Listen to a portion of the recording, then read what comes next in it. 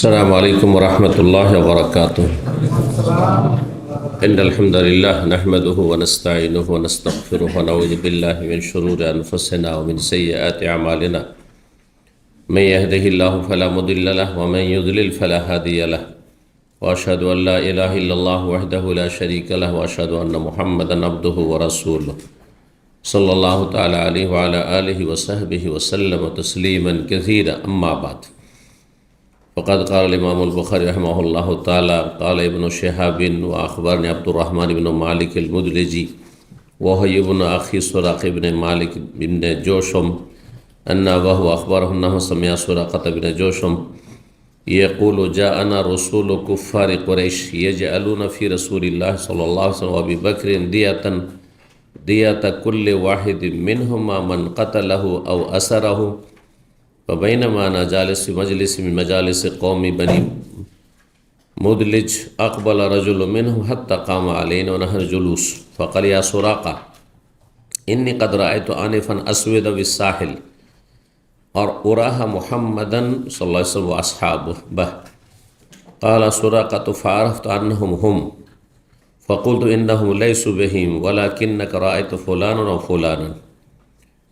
الحديث। সম্মানিত ভাতৃমণ্ডলী, আল্লাহ রাব্বুল আলামিনের প্রশংসা এবং প্রিয় নবী সাল্লাল্লাহু আলাইহি সাল্লামের উপর সালাতু সালামের পর আজ মঙ্গলবার 5ই শাবান 1446 হিজরি মোতাবেক 4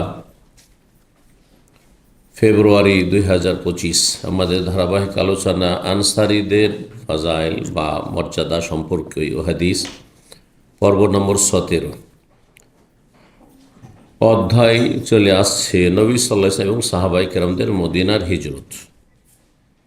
3906 নম্বর হাদিস আজকে আমাদের সামনে রয়েছে, যাতে হিজরতের বাকি অংশটুকু গতকালকে যা আলোচনা হয়েছে যতদূর পর্যন্ত যেখানে গিয়ে থেমেছিলাম ওইটি একটি হাদিস এক সনদে বর্ণনা করেছেন ইমাম বুখারী রাহিমাহুল্লাহ, আর একটি সনদের সূত্রে বর্ণনা করেছেন বাকি অংশটুকু শেষ পর্যন্ত রাসূলুল্লাহ সাল্লাল্লাহু আলাইহি ওয়াসাল্লামের মদিনা মুনাওয়ারা পৌঁছা পর্যন্ত। তো আজকে একটি হাদিসে হয়তো সময় প্রায় শেষ হয়ে যাবে, আর যদি আরও কিছু সময় থাকে তো বাকি হাদিসগুলো আরও হিজরত সম্পর্কে রয়েছে ছোট ছোট, সেগুলি আমরা ইনশাআল্লাহ তাআলা ব্যাখ্যা বিশ্লেষণ করার চেষ্টা করব। আল্লাহ রাব্বুল আলামিন যেন তৌফিক দান করেন, কবুল করেন। তো আমরা যেখানে থেমেছিলাম যে রাসূলুল্লাহ সাল্লাল্লাহু আলাইহি ওয়াসাল্লাম আবু বকর সিদ্দিক রাদিয়াল্লাহু তাআলা আনহু কত দূর পৌঁছিলেন হিজরতের সফরে, কোনখানে গিয়ে থেমেছিলাম কালকে কারো মনে আছে? সর পাহাড়ের গুহায় 3 দিন অবস্থান করলেন এবং সেখান থেকে তৃতীয় দিন সকাল মানে 3 রাত কাটানোর পরের দিন যে সকাল, সেই সকালে নিয়ে আসতে বলেছিলেন বাহনগুলি, যাকে দায়িত্ব দেওয়া হয়েছিল সে 2টি বাহন ওঠে নিয়ে আসলো। আর সফর সঙ্গী হিসাবে নবী সাল্লাল্লাহু আলাইহি ওয়াসাল্লাম, আবু বকর 2 জন সফর সঙ্গী মূল, আর আমির বিন ফুহাইরা আবু বকর সিদ্দিক রাদিয়াল্লাহু তাআলা আনহুর স্বাধীনকৃত গোলাম দাস ছিল, আর একজন ছিল পথ প্রদর্শক বা পথ নির্দেশক, যে রাস্তা দেখানেওয়ালা ছিল। সে কাফের ছিল কিন্তু সে বিশ্বস্ত ব্যক্তি ছিল, যাকে ভাড়া করেছিলেন বা মজদুর হিসাবে নিয়েছিলেন রাসূলুল্লাহ সাল্লাল্লাহু আলাইহি ওয়াসাল্লাম এবং আবু বকর সিদ্দিক রাদিয়াল্লাহু তাআলা। আর তারপরে যেটি সাধারণ রাস্তা সবার জানা, মক্কা থেকে মদিনা যাওয়ার সেই পথটি পরিত্যাগ করে উপকূলীয় রাস্তা দিয়ে রওনা দিয়েছিলেন এই হিজরতের সফরে। তো হিজরতের রাস্তা যেটি সাধারণ রাস্তা ছিল সেই যুগের, উটের পিঠে, সেই রাস্তা ছাড়া ভিন্ন রাস্তা ছিল। তাহলে এখন সফর শুরু হয়ে গেছে রাসূলুল্লাহ সাল্লাল্লাহু আলাইহি ওয়াসাল্লামের কোথা থেকে? সর পাহাড়ের গুহা থেকে। এখানে পৌঁছে ইমাম ইবনে শাহাব জোহরি, আগের হাদিসে ইমাম ইবনে শাহাব জোহরি রয়েছেন। ইমাম বুখারী রাহিমাহুল্লাহ ওস্তাদ হচ্ছেন ইয়াহইয়া ইবনে বুকাইর ইমাম, তার ওস্তাদ হচ্ছেন লাইস ইবনে সাদ, আর তার ওস্তাদ উকাইল, এবং তার ওস্তাদ ইবনে শাহাব জোহরি, মুহাম্মদ ইবনে শাহাব আজ-জোহরি প্রখ্যাত তাবেঈ, এবং তার ওস্তাদ হচ্ছেন উরওয়া ইবনে জুবাইর সাহাবীর ছেলে এবং মা আয়েশা রাদিয়াল্লাহু তাআলা আনহার বোনের ছেলে।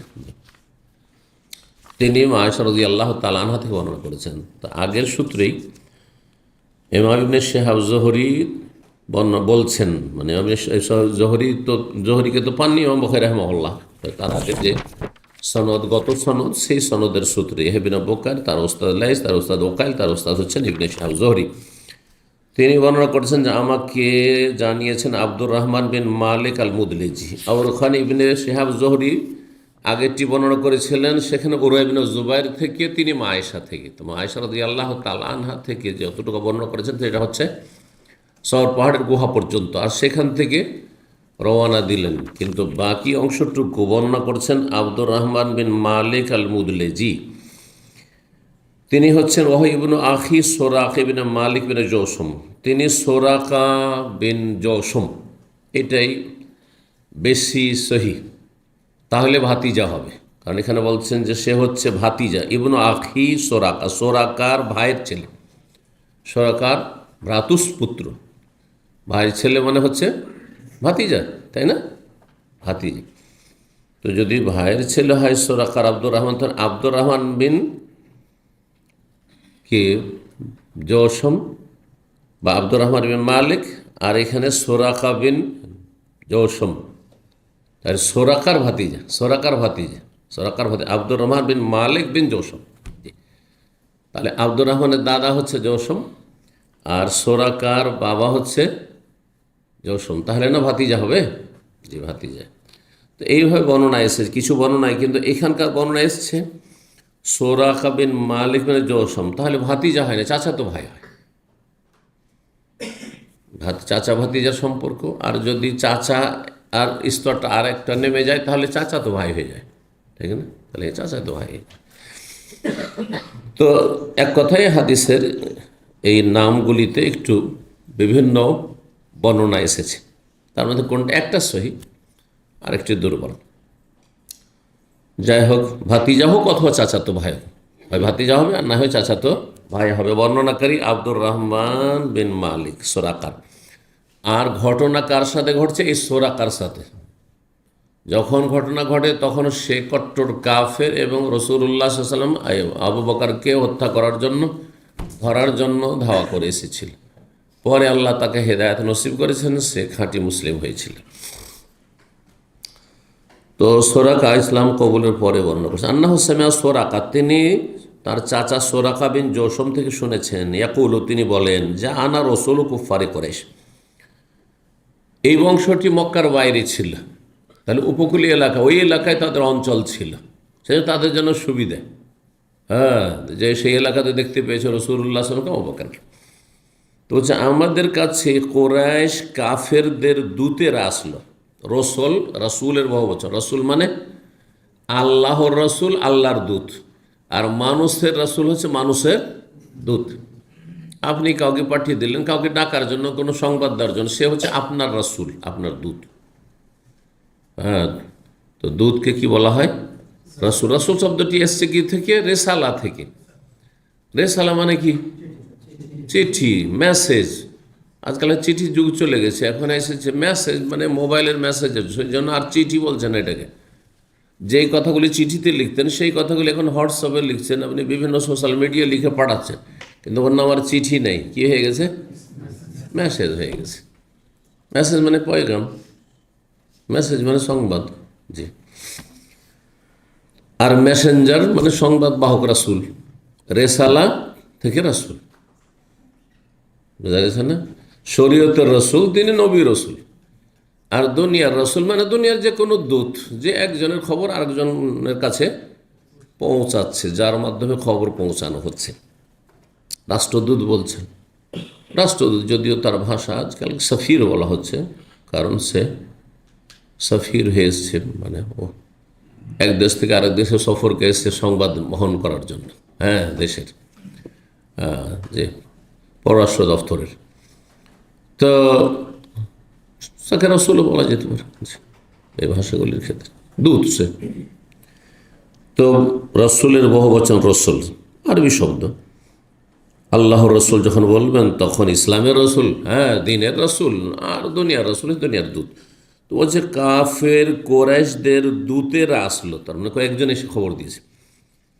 কি এসে সংবাদ দিল? ইয়াজআলুনা ফি রাসূলিল্লাহ আবি বকরিন দিয়াতা কুল্লি ওয়াহিদ মিনহুম মান কাতালাহু, যে রাসূলুল্লাহ সাল্লাল্লাহু আলাইহি সাল্লামকে এবং আবু বকরকে যদি কেউ হত্যা করে দিতে পারে, মান কাতালাহু, যে হত্যা করবে, আও আসারাহু, অথবা জীবিত বন্দি করে এনে দিতে পারবে, জীবিত ধরে এনে দিক, অথবা মৃত, যে কোনো অবস্থায় যদি ধরে দিতে পারে অথবা বন্দি করে ধরে দিতে পারে অথবা হত্যা করতে পারে, তাহলে এক একজনের দিয়াত দেওয়া হবে। আর দিয়াত মানে হচ্ছে 100টি উট।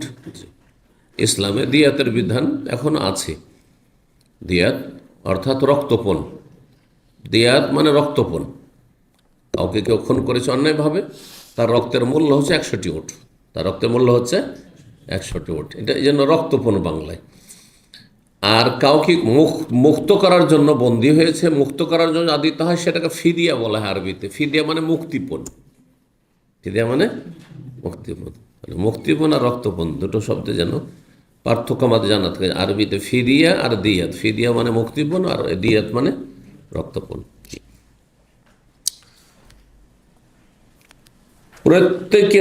তাদের প্রত্যেকের যেন দিয়াত দেওয়া হবে, মান কাতালাহু, ওই ব্যক্তিকে যে হত্যা করতে পারবে, আও আসারাহু, অথবা বন্দি করতে পারবে, ধরে নিয়ে দিতে পারবে। এই খবর আমাদের কাছে অলরেডি চলে এসছে। আমরা মক্কার বাইরে বসবাস করি। ভাবাইনা আনা জালেস, একদিন আমি ওই সময়টাই তাজা সময় ঘটনা বলছে, এক সময় আমি বসে আছি আমার যে বানু মুদলেজ বংশ, এই মুদলেজ বংশের এক মজলিসে আড্ডা দিচ্ছি, বৈঠক। আকবালা রাজুল মিনহুম, তাদেরই একজন, মানে আমাদের বংশেরই কেউ একজন এসে বলছে, এসে হাত্তা কামা আলাইনা, আসলো, আসার পর আমাদের কাছে এসে দাঁড়ালো। আনাহান জলুস, আমরা সব বসেই ছিলাম মজলিসে। ফাঁকালে ইয়া সোরাকা, সোরাকা কেন বললো? কারণ সোরাকা সেই যুগের খুব পারদর্শী অশ্বরোহী ছিল, মানে ঘোড় যোদ্ধা। ঘোড়ার পিঠে চড়ে যুদ্ধ করার তার কি ছিল, তাতে সে পারদর্শী ছিল, তাতে তার অভিজ্ঞতা ছিল, ট্রেনিং ছিল। সবাই সব কাজ করতে পারে না, কারোর জন্য কোনো কাজ সহজ না, আরেকজনের জন্য ওই কাজটি অনেক মুশকিল। অনেকে আছে গাড়ি কিনতে পারে না, কিন্তু গাড়ি চালাবার জন্য হাত শুধু সুরসুর করে, হাত সুরসুর করে, ছটপট করে, কখন সুযোগ। আর আমি এমন লোকে চিনি যে ক্লিনার ছিল আমাদের ইসলাম সেন্টারে, বললাম যে কত ক্লিনার এখানে আসলো, ড্রাইভার হয় 700-600 টাকা বেতন থেকে 2500 চলে গেল, ওভারটাইম এই সেই করে, আর কত কে টেকনিশিয়ান হয়ে গেল, আর তুমি ওইটাই দিয়ে গেলে কেন? 20 বছর 25 বছর হয়ে যাচ্ছে। তো বলছে আমার হিম্মত নেই যে আমি গাড়ি চালাবো। তাহলে বোঝা গেল যে ড্রাইভ করার জন্য কি লাগবে? হিম্মত লাগবে, সাহস লাগবে। প্রথমত যখন গাড়ি শিখেছিলাম, নিরুপায় চালাতে হবে, কারণ ছেলে মেয়েদের পড়াইতে হবে, মাদ্রাসা দিয়ে আসতে হবে, নিয়ে আসতে হবে, সবাই ছোট, 2000 সাল। তো যখন কন্টিনিউ চালাইতাম তখন একটু হিম্মত হয়ে যেত। 1-2 দিন যদি মাঝখানে স্টপ করে দিয়েছি, মাঝখানে 2 দিন ছুটি, বৃহস্পতি শুক্রবার ছুটি, স্টপ করে দিয়েছি, তারপরে যখন শনিবার ক্লাস শুরু হয় তখন এত মনটা দুর্বল হয়ে যেত, আল্লাহ না চালাইতে হয়তো ওই ভালো, কোনো বিকল্প যদি পেতাম তো আর চালাইতাম না।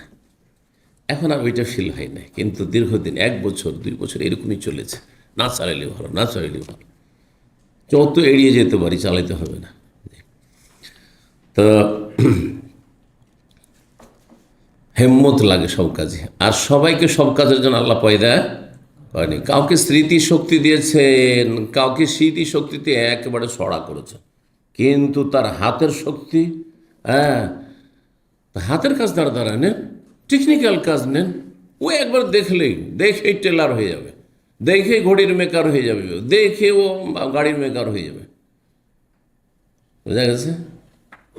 আর এমনও মানুষ আছে একবার শুনলে মুখস্থ, কিন্তু হাতের কাজ একেবারে দুর্বল, ও যোগ্যতাই নেই। এই জন্য কেউ স্পেশালিস্ট ডাক্তার তো এমডি তো হইতে পারে, কিন্তু MS সার্জারিতে যেতে পারে না। বলছে না, আমার কাজ এটা না, আমি পারবো না।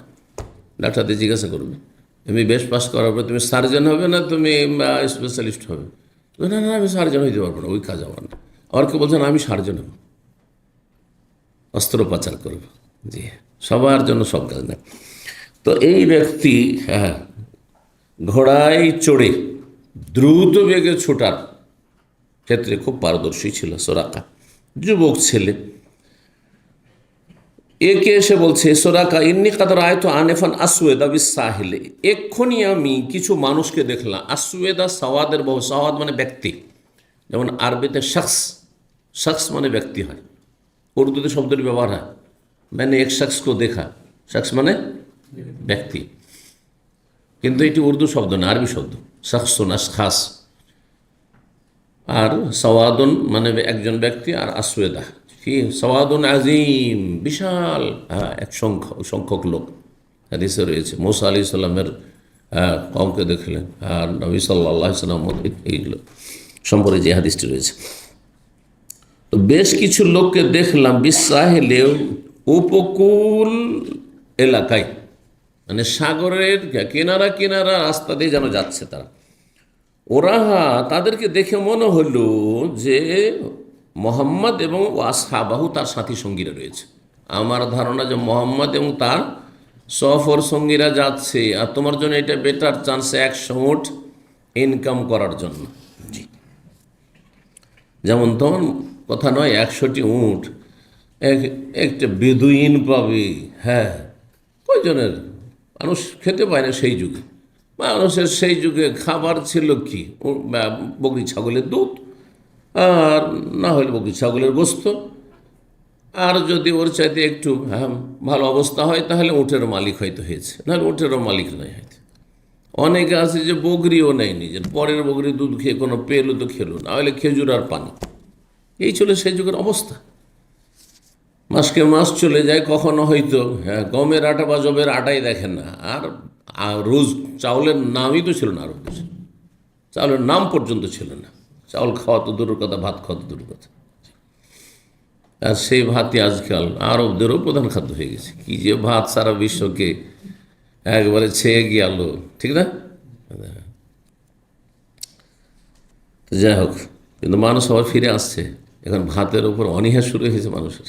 জি, তো যাই হোক, ভালো মন্দ সব কিছুতে আছে, সব কিছু যদি সীমিত পরিমাণে হয় সবই ভালো, যেগুলো তৈবা সব ভালো। জি, তো বলছেন যে বেশ কিছু লোককে দেখলাম উপকূলীয় এলাকায়, আর আমি মনে করছি যে তারা হচ্ছে মোহাম্মদ এবং তার সাথী সঙ্গীরা। সোরাকা বলল যে ফারাফ তো আন্না মোহাম্মদ, আমিও একটু খেয়াল করে দেখলাম, আর তার ধারণা হইল যে না, তারাই হবে। কিন্তু কারণ ওই এলাকা দিয়ে যাবে কেন? ওই এলাকাতে মানুষ চলে না সাধারণত, ওই এলাকাতে কোথায় যাবে? আমি ভেবে গেলাম যে হ্যাঁ তারাই। ফাকুলতুল্লাহ, কিন্তু যে সংবাদিতা আসলো তাকে বোকা বানাবার জন্য, কানাকাহাই করে দেখানোর জন্য, যাতে আমার পিছনে আরও লোক না ছুটে দিয়ে হয়তো আমি পাত্তা পেলাম না, আরেকজন গিয়ে ধরে ফেললো, 100 ওর সে নিয়ে গেল, এমনটা যেন না হয়, আমি যেন একাই পাই। তাই বলছে, আমি বললাম তাকে ইন্নাহু লাইসু বিহিম, আরে এরা নয়, যারা যাচ্ছে না ওরা ওই সব লোক নয়, মানে মুহাম্মদ আর সাথী সঙ্গী নয় সাল্লাল্লাহু আলাইহি সাল্লাম। ওয়ালাকিন্নাকা রাআইতা ফুলান ও ফুলান, তবে তুমিও হয়তো অমুক অমুক লোককে দেখেছো। এমনি কারণ নাম গনিয়ে দিল, অমুক অমুক লোককে হয়তো দেখেছো। ইনতালাকু বি আয়ুনিনা, যারা কিছুক্ষণ আগে আমাদের চোখের সামনে দিয়ে গিয়েছে, ইনতালাকু বি আয়ুনিনা ইয়াবতাগুনা দাল্লাত, তাদের কোনো উট হারিয়ে গেছে, সেটাও তো তলাশ করছে। এরকে বলে কানাকাহাই করতে হবে, তাই না? আরে অন্য লোক আছে। ছোটকালে লুকোচুরি খেলেছেন, তাহলে জানেন তাতে। হ্যাঁ, নিজের পক্ষের লোক হইলে না, একদিকে নাম দেখে চলে এসেছি। জি, ইনতালাকুবি আয়নে আপতা কোনো দল্লা, তাহলে তাদের কোনো হারিয়ে যাওয়া বস্তু, হ্যাঁ, বা হারিয়ে আল্লাহ বলে সাধারণত হারিয়ে যাওয়া পশু, উঠ হারিয়ে গেছে, কিছু হারিয়ে গেছে, তলাশ করছে। সুম্মা লাবিস্তু ফিল মাজলিস সাত, তখনই যদি উঠে যায় তো মানুষরা বুঝে নেবে যে উঠে গেল আবার। কেন? তো বলছে কিছুক্ষণ বসলাম, আমি কিছুক্ষণ বসে গেলাম। অল্প সময় সুম্মা কুমতু, তারপরে দাঁড়িয়ে গেলাম, ফাদাখালতু, বাড়িতে ঢুকলাম, আমার তো জারিয়াতি, তারপরে আমার এক দাসী ছিল, তাকে আমি নির্দেশ দিলাম, আন্তাখুরা যাবে ফারাসি, এখন ঘোড়া নিয়ে নিজেই যদি বেরোয় তাও টের পেয়ে যাবে আশেপাশের লোকেরা, মহল্লার লোকেরা। তো বলছে যে আমি আমার দাসীকে বললাম যে তুমি আমার ঘোড়াটা নিয়ে বেরোও বাড়ির পিছন দিক থেকে, বাড়ির বাইরের দিক থেকে নয়। জি। ওয়াহিয়ামি মোরায় আকামাতিন, এই যে বাড়ির পিছনে একটি টিলা আছে উঁচা পাহাড়ের মতো, সেই উঁচা টিলার পেছন দিকে চলে যাও তুমি, ফাতাহ বেসোহা আলাইয়া, আর সেটিকে আমার জন্য সেখানে থামিয়ে রাখো, ঘোড়াটিকে ওইদিকে বাড়ির পিছনে নিয়ে গিয়ে থামিয়ে রাখো, ধরে রাখো। ওয়াখাজ তো রোমহি, আর আমি আমার হাতে নিজের বর্ষা নিলাম, বর্ষা, বল্লম বর্ষা, এগুলো বুঝেন তো, লাঠি, হ্যাঁ থাকে, আর সেই লাঠির অগ্রভাগে ধারালো কি থাকে, একটি লোহা থাকে, ধারালো লোহা। জি। এই বর্ষা নিলাম, ফাখারাজ তো বেহিমেন জাহারিল বাইত, আর সেটা নিয়ে আমি বাড়ির পিছন দিক দিয়ে বেরিয়ে গেলাম, আমিও বেরোলাম বাড়ির পিছন দিক থেকে। ফাখাতাত তো বেজুজ্জেহিল আরদাহ, আর যেহেতু লাঠি, যদি লাঠিটাকে দাঁড় করে রাখি তো দূর থেকে হয়তো দেখতে পাবে যে লাঠি হাতে নিয়ে কেন আছে, যাতে টের না পায় মানুষ। তখন আমি কি করলাম, সেই লাঠিটিকে আমি খাড়া করে রাখলাম না, আমি একটু ফেলে হাতে বাঁকা করে রাখলাম। ফাখাতাত্তবে জুজ্জি, জুজ্জুন বলা হয় বর্ষার লোহার অংশটুকু, ধারালো অংশটুকু। তো বলছে এই বর্ষার ধারালো অংশটুকুকে আমি কি করলাম, ধারালো অংশ দিয়ে জমিনে বা মাটিতে, আরদ, জমিনে বলা হয় আর মাটি বলা হয় আরদকে, মাটিতে আমি কি করতে, রেখাপাত করতে করতে চললাম। কখন রেখাপাত হবে, আপনি বাঁকা করে লোহার অংশটা মাটিতে ফেলে দিয়েছেন, আর আপনি এভাবে টেনে হেঁচড়ে নিয়ে যাচ্ছেন, টেনে হেঁচড়ে নিয়ে যাচ্ছেন। খাত মানে হচ্ছে রেখা, খাত মানে হচ্ছে লেখা, এই জন্য শ্রুতিকে, লিখনিকে খাত বলা আরবিতে। ওয়াখাফাল তো আলিয়াহু, এই বর্ষার ওপরের অংশটুকু, যে উঁচা অংশটুকু, সেটিকে আমি ঝুঁকিয়ে রাখলাম, সোজা করে রাখলাম না। হাতে হাতে তো ফারাসি, আর এইভাবে আমি বড়ই গোপনীয়তার সাথে কি করলাম, আমার ঘোড়ার কাছে আসলাম। ফারাকাবতুহা, ঘোড়ার পিঠে চড়ে গেলাম। ফারাফাতুহা, তারপর সেটাকে দৌড়ালাম, এটাকে দৌড়া, ফায়ার মানে ওপরে উঠানো, মানে দৌড়ালাম। তোকারে ববি, যাতে করে আমাকে দ্রুত বেগে সে তাদের কাছে পৌঁছে দেয়, মানে মোহাম্মদ সাল্লাম এবং আবু বকরের কাছে তাদেরকে ধরবো গিয়ে। হাত্তা দানত, মানে এমন কি তাদের কাছে পৌঁছেও গেলাম, কারণ নবী সাল্লাল্লাহু আবু বকর যাচ্ছেন ওটের পিঠে, আর দ্রুত বেগে ঘোড়ার পিঠে ছুটেছে। ফাসারাত বি ফারাসি, কিন্তু আমার ঘোড়াটি হোঁচট খেয়ে পড়ে গেল, হোঁচট খেয়ে পড়ে গেল। ফাখারার তো আনহা, আমি ঘোড়ার পিঠ থেকে আমি হোঁচট খেয়ে পড়ে গেলাম। ঘোড়া যখন হোঁচট খেলো তখন আমি পড়ে গেলাম। ফাকুম, তো আবার দাঁড়াইলাম, লোভ সামলাতে পারেন না, একবার হোঁচট খেলো আবার দাঁড়াইলাম। ফা আহওয়াই তো ইয়াদি এলা কেনানাতি, তারপরে আমার হাতটা বাড়ালাম আমার তীরের ব্যাগের দিকে। কেনানা, আরবরা তীর নিয়ে চলাফেরা করতো, আর তীর তো আর একটা থাকে না, অনেকগুলি তীর থাকে, মানে একটা দুটো তীর রাখলে শেষ হয়ে গেলো, ছেড়ে দিই তারপরে। তো এই জন্য তীর, বেশ কিছু তীর রাখতো। তো তীরের একটা ব্যাগ থাকতো, থলে থাকতো, সেই থলের উদ্দেশ্য করলাম, আর থলে থেকে একটা তীর বের করলাম। তো তীর, এক তীর তো হচ্ছে যে ব্যবহার করার জন্য, হ্যাঁ, কোনো জায়গায় শত্রুর সম্মুখীন হয়ে ব্যবহার করার, আর এক তীর হচ্ছে ভাগ্য নির্ণয়ের জন্য। এই তীর ছিল ভাগ্য নির্ণয়ের তীর, ভাগ্য নির্ণয়ের তীর। ভাগ্য নির্ণয়ের তীর ব্যবহার করা মানে ভাগ্য ভালো না মন্দ, এইটা পরম্পরা চলে আসছিল, এটা একটা শিরকি কাজ চলে আসছিল, যেটাকে আল্লাহ রাব্বুল আলামিন কোরআনে কারীমে হারাম বলে, যেসব হারাম তার অন্তর্ভুক্ত করেছেন। যে ইয়া আইয়ুহাল্লাযীনা আমানু ইন্নামাল খামরু ওয়াল মাইসিরু ওয়াল আনসাবু ওয়াল আজলামু রিজসুম মিন আমালিশ শাইতান। হে ইমানদারগণ, ইন্নামাল খামরু, নিশ্চয়ই মদ, ওয়াল মাইসির, জুয়া, মাইসির আর কিমার, এই দুটো শব্দ আরবির, জুয়ার, এই জুয়া, আর কি, হ্যাঁ, ওয়াল আনসাব, আর মূর্তি পূজা। দেখেন, মূর্তি পূজার সাথে নাসাব এর বহু বচন আনসাব মানে মূর্তি পূজা, ওসান। মূর্তি পূজা কোনো স্থাপনার পূজা, হ্যাঁ, কোনো জায়গার পূজা, আল্লাহ ছাড়া অন্যের পূজা হচ্ছে আনসাব। তাহলে শিরকের সাথে সমতুল্য করে আল্লাহর বর্ণনা করেছেন কাকে? মদকে, জুয়াকে, আর কি ওয়াল আজলাম, এবং তীর দ্বারা ভাগ্য নির্ণয় করা। রিজসুন, এগুলি অপবিত্র নাপাকি কাজ। হ্যাঁ, এগুলি হচ্ছে নাপাক মানে হারাম। রিজসুন মানে হারামুন, হারাম। নাপাক মানে হচ্ছে হারাম। মিন আমালি শয়তান, আর এগুলি কার কাজ? শয়তান কাজ, মুসলিমের কাজ নয়। ফাজতানিবু, সুতরাং এগুলো থেকে বেঁচে থাকো, ভাগ্য নির্ণয় করা থেকে বেঁচে থাকো। বিদেশে আসছেন আর দেখছেন যে গণক জ্যোতিষী বসে আছে, আর হাতের রেখে দেখে দেখে দেখে দেখে বলছে কার কি ভাগ্য। আপনিও একটু তামাশা দেখার জন্য বলে, দেখো তো আমার ভাগ্যটা, আমি একটা ভিসা লাগিয়ে এলাম, ভিসার জন্য ছুটাছুটি করছি ঢাকাতে, এই মেডিকেল করে এলাম, দেখো তো আমার ভাগ্যটা কেমন। তোমার এই সফরটা ব্যর্থ হবে, ভাগ্য ভালো তোমার। ছোটকালে এরকম গণক, হ্যাঁ, কাফেরগুলো, মোরতাদগুলো আসতো মুসলিম সমাজে, গ্রামে গ্রামে, আর কালেকশন করে নিয়ে যেত, আর সবার ভাগ্যের কথা বলতো। তোমার হাতে দুটো রেখা এখানে দেখাচ্ছে, তোমার দুটো বিয়ে হবে, সেটা খেলে মানে দুটো বিয়ে হবে তো। জি, শয়তান সবগুলো, মিনামলি শয়তান, এগুলো শয়তানের কাছে। আল্লাহ তুফলে হন, এসব হারাম থেকে বেঁচে থাকো, তাহলে তোমরা সফল হবে না, ব্যর্থ, সফল হবে না, দুনিয়া আখিরাতে সফল হবে না, সুতরাং জান্নাত থেকে বঞ্চিত হবে। তো যাই হোক, তা এটা ছিল।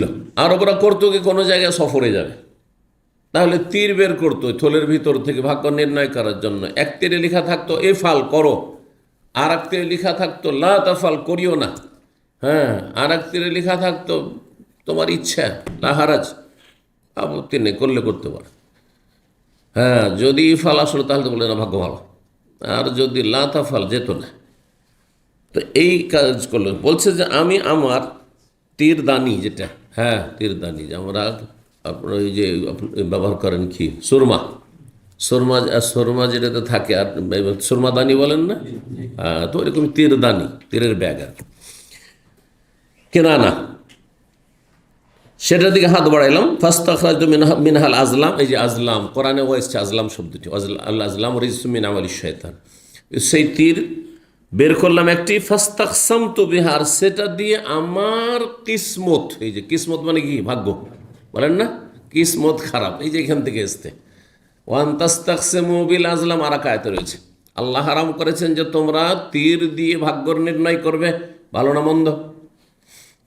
এইরকমই শুভ অশুভ কোনো ব্যক্তি মানুষ অবস্থা দেখে চিন্তা করবে। সকালবেলা বেরিয়েছিলাম, আর এক সময় ছিল এরকম, আরে কী রে, ডোমের সাথে দেখা হয়ে গেল, চামারের সাথে দেখা হলো, যাবো না। বেরিয়েছে মর্মান্তিক একটা দুর্ঘটনা, রাস্তায় যেতে, বাস স্ট্যান্ডে যেতে মর্মান্তিক দুর্ঘটনা, রোডে উঠতে, বলছে না আজকে যাবো না। হ্যাঁ, মেজাজটাই খারাপ হয়ে গেল, ভাগ্য খারাপ আছে, না জায়েজ নয়। বেরিয়ে গেছেন, আল্লাহর ভরসা করেন আপনার কাছে। জি, তো বলছেন যে ফাস্তাকসামতু বিহা, এই সরাকা বলছেন যে আমি আমার ভাগ্য নির্ণয় করলাম, যে দেখি ভাগ্যটা কেমন হয়। আদুর রহুম আমলা, আমি কি যাদের ওপর আক্রমণ করতে যাচ্ছি বা যাদের পিছনে আমি ছুটেছি ধাওয়া করে, তাদের ক্ষতি করতে পারবো নাকি পারবো না, এদেরকে মারতে পারবো না, পারবো না। ফাখারাজাল্লি আকরাহু, যেটা আমি অপছন্দ করি সেই তীরই বেরোইল, মানে তুমি এই কাজ করিও না, এতে তোমার কল্যাণ নেই, ওইটাই বেরোচ্ছে। কিন্তু আমি লোভ সামলাইতে পারলাম না, বলছে তীর বলছে যেও না। দেখছেন, বাতিলপন্থী মুশরিকি আকীদায়, তারপরও যেহেতু সব কিছুর মালিক আল্লাহ, তীরে না করছে তাকে, কারণ রব্বুল আলামিন হ্যাঁ হইতে দেবেন না এই ঘটনা, এটা ঘটতে দেবেন না। যদি এতে ক্ষান্ত হয়ে যায় এ মুশরিক, কারণ এই তীরে বিশ্বাসী, ভাগ্য নির্ণয় বিষয়, এটা বিশ্বাস করে যদি ক্ষান্ত হয়ে যায়, তো নবীর হেফাজত হয়ে গেল, হ্যাঁ, অবকার হেফাজত হয়ে গেল। কিন্তু তা তো সে লোভ সামলাইতে পারে, বলছে ফারাকেও তো ফারাসি, কিন্তু আমি মানতে পারলাম না, আমি আবার আমার ঘোড়ায় চাপলাম। ওয়াসাইতুল আজলাম, আমার তীরের বিরুদ্ধাচরণ করলাম, তীর বলছে যেও না, হ্যাঁ, আর আমি বলছি যে না, যাব, আক্রমণ করব। তোকারে ববি, ঘোড়া যাতে করে আমাকে দ্রুত তাদের কাছাকাছি করে দেয়। হাত্তা ইজা সামিআতু কিরাআতা রাসূলিল্লাহ সাল্লাল্লাহু আলাইহি ওয়াসাল্লাম, রাসূলুল্লাহ সাল্লাল্লাহু আলাইহি ওয়াসাল্লাম কোরআন তেলাওয়াত করছেন আর ওটার পিঠে চলতে আছেন, কোনো দিকে তাকাচ্ছেন না। এত কাছাকাছি হয়ে গেলাম যে রাসূলুল্লাহ সাল্লাল্লাহু আলাইহি ওয়াসাল্লামের কোরআনের তেলাওয়াত আমি শুনতে পাচ্ছি। ওয়া লা ইয়ালতাফিতু, নবী এদিক সেদিক কোনো ভ্রুক্ষেপ করছেন না, কোনো দিকে তাকাচ্ছেন না। কোথায় কি হচ্ছে না হচ্ছে, কোথায় দুশমন আসছে, কত বড় একটা জীবনের ভয়, তাই না? জানছেন তারা যে 100 ওটার পুরস্কার ছাড়া হয়েছে, সব খবর তো হ্যাঁ তাদের কাছে আসতো। সে শহর পাহাড়ের গুহাতে খবর আবু বকরের ছেলে পৌঁছাতো, সারাদিনে যত ষড়যন্ত্র হয়তো সব খবর সন্ধ্যাবেলা এসে পৌঁছে দিত, কিন্তু কোনো পরোয়া করছেন না। আবু বকর ইউকসার ইলতিফাত, কিন্তু আবু বকর রাদিয়াল্লাহু তাআলা খুব বেশি এদিক সেদিক তাকাচ্ছেন। এই জন্য নয় যে তার জীবনের অনেক মূল্য, হ্যাঁ, এই জন্য জীবন রক্ষার জন্য বা জীবনের ভয়ে বা রাসূলুল্লাহ সাল্লাল্লাহু আলাইহি ওয়াসাল্লাম কী হবে সবসময় চিন্তা, রাসূলুল্লাহ সাল্লাল্লাহু আলাইহি ওয়াসাল্লামের ওপর যেন কোনো রকমের আক্রমণ না হয়ে যায়, তার যেন খুব ক্ষতি না হয়, খুব বেশি এদিক সেদিক তাকাচ্ছেন। সাখাত ইয়াদা ফারাসি ফিল আরজি, সেই সময় মাটিতে আমার ঘোড়ার সামনের দুই পা, দুই হাত বলা হয়েছে, দুই হাত, ঘোড়ার তো হাত হয় না, আরবিতে ব্যবহার হয়, কিন্তু বাংলাতে তো বলছি তো ঘোড়ার দুই হাত, তো কী ভাববে মানুষে, কোন অনুবাদ করছে রে? এই জন্য সব জায়গায় শাব্দিক অনুবাদ করলে অনেকে পাগল মনে করবে যে কিছুই জানে না, তাই না? এক ভাষার অলঙ্কার আর এক ভাষায় অলঙ্কার নয়, আর এক ভাষায় মানান আর এক ভাষায় বেমানান, বুঝতে পারছেন না? জি, অনেক ভাষা আছে আপনাদের সুন্দর বাংলাতে, সেটি খুব সুন্দর, কিন্তু আঞ্চলিক ভাষাতে তার অর্থ খারাপ, সেজন্য সেটা ব্যবহার করেন না। আছে এরকম, আমি উদাহরণ দেব, আমিও জানি এরকম শব্দ। জি, বেশ কিছু শব্দ আছে যেগুলি এক ভাষা, শুদ্ধ ভাষায় একই ভাষা, আপনার বাংলা ভাষায় আমার বাংলা ভাষাতে, শুদ্ধ ভাষায় এক অর্থ আর আঞ্চলিক ভাষায় তার খারাপ অর্থ, সেটা ব্যবহার করলে মার খেতে হয় মানুষের কাছে, হয়তো খারাপ মনে করে মানুষে। আচ্ছা, এরকম শব্দ কিছু। তো এখানে তাহলে ঘোড়ার আমাদের হাত আর পা আছে মানুষের, তাই না? হাত সামনের দিকে থাকে না পা সামনের দিকে? যদি আপনি ঘোড়ার মতো হন, হ্যাঁ, তাহলে হাত সামনে হবে না পা সামনে হবে? হাত সামনে হবে, ঠিক না? তো এখানে রয়েছে যে আমার ঘোড়ার দুই হাত মানে সামনের দুই পা, এই জন্য আগে অনুবাদ করেছি কি, ঘোড়ার সামনের দুই পা মাটিতে কি হয়ে গেল, গেড়ে গেল। আগের বার তো হোঁচট খেয়েছিল, ঘোড়া হোঁচট খেয়েছিল, আল্লাহ হালকা ধাক্কা দিয়েছেন যে এই ধাক্কাতে তুই ফিরে যাবি, ফিরে যা, তোর এতেই কল্যাণ আছে, কিন্তু ফিরল না। বলছে যে একবারে ধসে গেল, গেড়ে গেল, কতটা হাতটা বা লাগাতা রুখ বাতায় নেই, একবার হাঁটু পর্যন্ত, হাঁটু সামনের পরে হাঁটু পর্যন্ত সামনের দুই পা পুঁতে গেছে মাটিতে। ফাখারার তো আনহা, আমি তো আছাড় খেয়ে পড়ে গেলাম, সরাখা বলছেন। সুম্মা জাজার তো হা, তারপরে তাকে ধমক দিলাম, ঘোড়াকে ধমক দিলাম। যারা আপনার গরু ছাগল আর ওই উটের সাথে থাকে তারাই সব জানে যে কেমন করে কোন পশুকে ধমকাইতে হয়, চমকাইতে হয়, তাই না? জি, তো বলছি যে ধমক দিলাম, ফান্নাহাজ তো, আর তারপরে আবার আমি দাঁড় হইলাম। ফালাম তাকা তুখরে জুইয়াদাইহা, কিন্তু আমার ঘোড়া তার সামনের দুই পা মাটিতে এমনভাবে গেড়ে গেছে উঠাইতে পারে না, উঠতে পারে না, তারপরে লোক সামলাতে পারে। ফালাম্মাস্তাওয়াত কায়মাতান, কোনোরকম করে যখন ঘোড়াটি দাঁড়ালো, পা উঠিয়ে নিল, সামনের দুই পা যে পুঁতে গেছিল হাঁটু পর্যন্ত উঠিয়ে নিল বড়ই কষ্ট করে, আর তারপর সোজা হয়ে দাঁড়ালো। এজালে আসারে ইয়াদাই হা, সামনের দুই পা যেই জায়গায় গেড়েছিল সেই জায়গায় ওসানুন সাতন ফি সামায় মিসলুদ্দোখান, সেখান থেকে এমন ধুলি উড়ছে আকাশের দিকে, যেন সেটা ধুলি নয়, সে মিসলুদ্দোখান, ধোঁয়ার মতো ধোঁয়া বেরোচ্ছে, যেমন নিচে আগুন থাকলে আর সেখান থেকে আগুন থেকে ধোঁয়া উড়েছে, এইরকম। তারপর ভয় হচ্ছে না, কারণ লোভ সামলাতে পারছে না। বলছে ফাস্তাক সামতুবিল আজলাম, আবার আমি ভাগ্য নির্ণয় করলাম তীর দিয়ে। ফাখারাজ আল্লি যে আকরাহ, কিন্তু যেটা আমি অপছন্দ সেটাই বেরোলো, করিও না, আর যাবে না, তুমি ক্ষতি করতে পারবে না, এদের কিছুই করতে পারবে না, লাভ হবে না। ফানাদাই তহবিল আমান, তখন নবী সাল্লাল্লাহু আলাইহি আবু বকরকে আমি ডাক দিলাম চিৎকার করে যে আমাকে আপনারা নিরাপত্তা দান করেন। এখন অন্তরে ভয় হয়েছে যে আমি ধ্বংস হয়ে যাবো, হয়তো আমি হালাক হয়ে যাবো, মরে যাবো হয়তো। নিরাপত্তার জন্য তাদেরকে ডাকলাম। ফাওয়াকাফু, তখন নবী সাল্লাল্লাহু আলাইহি আবু বকর থেমে গেলেন, তখন থামলেন না, তো চলতেই ছিলেন। ফারাকে তো ফারাসি, তারপর আমার ঘোড়ার পিঠে চাপলাম। হাত্তা যেতুম, তাদের কাছে একবারে চলে আসলাম। ওয়াকাফি নফসি হিনা লাকিতু মা লাকিতু মিনাল হাবসি আনহুম আন সায়াযহারু আমরু রাসূলিল্লাহ। সেই দিনই আমার মনে কথাটি বদ্ধপরিকর হয়ে গেছিল, আমার অন্তরে বসে গেছিল শক্ত হয়ে কথাটি। কি? কোন সময়? হিনা লাকিতু মা লাকিতু মিনাল হাবসি, যেই সময় আমি এইভাবে বারবার সম্মুখীন হইলাম তাদের ওপর আক্রমণ করায় বাধাগ্রস্ত হইতে। যে আমি বারবার চেষ্টা করলাম কিন্তু আমি আক্রমণ করতে পারলাম না, বাধাগ্রস্ত হইলাম, সেই সময় আমার মনে কথাটি দৃঢ়ভাবে বসে গেছে। কি? আন সায়াদার আমর রসুলিল্লাহ, রসুল্লাহ সাল্লামের এই যে দাওয়াত তিনি নিয়ে এসেছেন আল্লাহর পক্ষ থেকে, সেটি এক সময় প্রকাশ লাভ করবে, মানে বিজয়ী হবে। জি, বিজয়ী হবে। ফকুলতুল্লাহু, তারপরে বললাম রসুল সাল্লাল্লাহু আলাইহি ওয়াসাল্লামকে, ইন্না কওমাকাদ জাআলু ফিকা দিয়ে, আপনি কি জানেন যে আপনার সম্প্রদায় কুরাইশরা আপনাকে হত্যা করার জন্য অথবা বন্দী করার জন্য দিয়াতের পুরস্কার ছেড়েছে, মানে 100 উটের পুরস্কার ছেড়েছে। ও আখবর তো আখবারা মায়ুরিদুন নাসু বিহিম, আর আমি তাদেরকে জানিয়েও দিলাম, আবু বকরকে রাসূলুল্লাহ সাল্লাল্লাহু আলাইহি ওয়াসাল্লামকে, সমস্ত সংবাদগুলি যে লোকেরা আপনাদেরকে ধরার জন্য কি যে প্রয়াস চালাচ্ছে, সর্বাত্মক চেষ্টা চালাচ্ছে, যে কোথায় আছে, কোথায় হচ্ছে, বিভিন্ন এলাকায়, মাঠে ময়দানে, যেখানে গোটা মরুভূমিতে তলাশ করে বেড়াচ্ছে। সব খবর দিয়ে দিলাম, আপনার সতর্ক সাবধান, কারণ আমি শুধু না, এরকম বিভিন্ন দিকে বিভিন্ন দল ছুটেছে আপনাদের তল্লাশিতে, জীবিত অথবা মৃত যে কোনো অবস্থায় আপনাদেরকে যদি ধরে নিয়ে দিতে পারে তো 100টি করে উট পাবে একজনের জন্য, তাহলে 200 উট, দুজনকে ধরে দিতে বলে।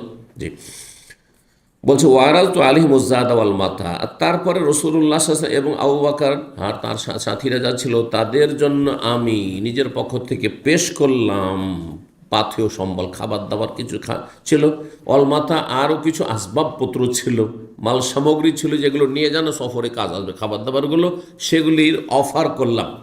ফালাম ইয়ারজানি ওয়ালাম ইয়াসআলানি, কিন্তু তারা নিলেন না, যে না কিছু লাগবে না, আমরা নেব না তোমার কাছে।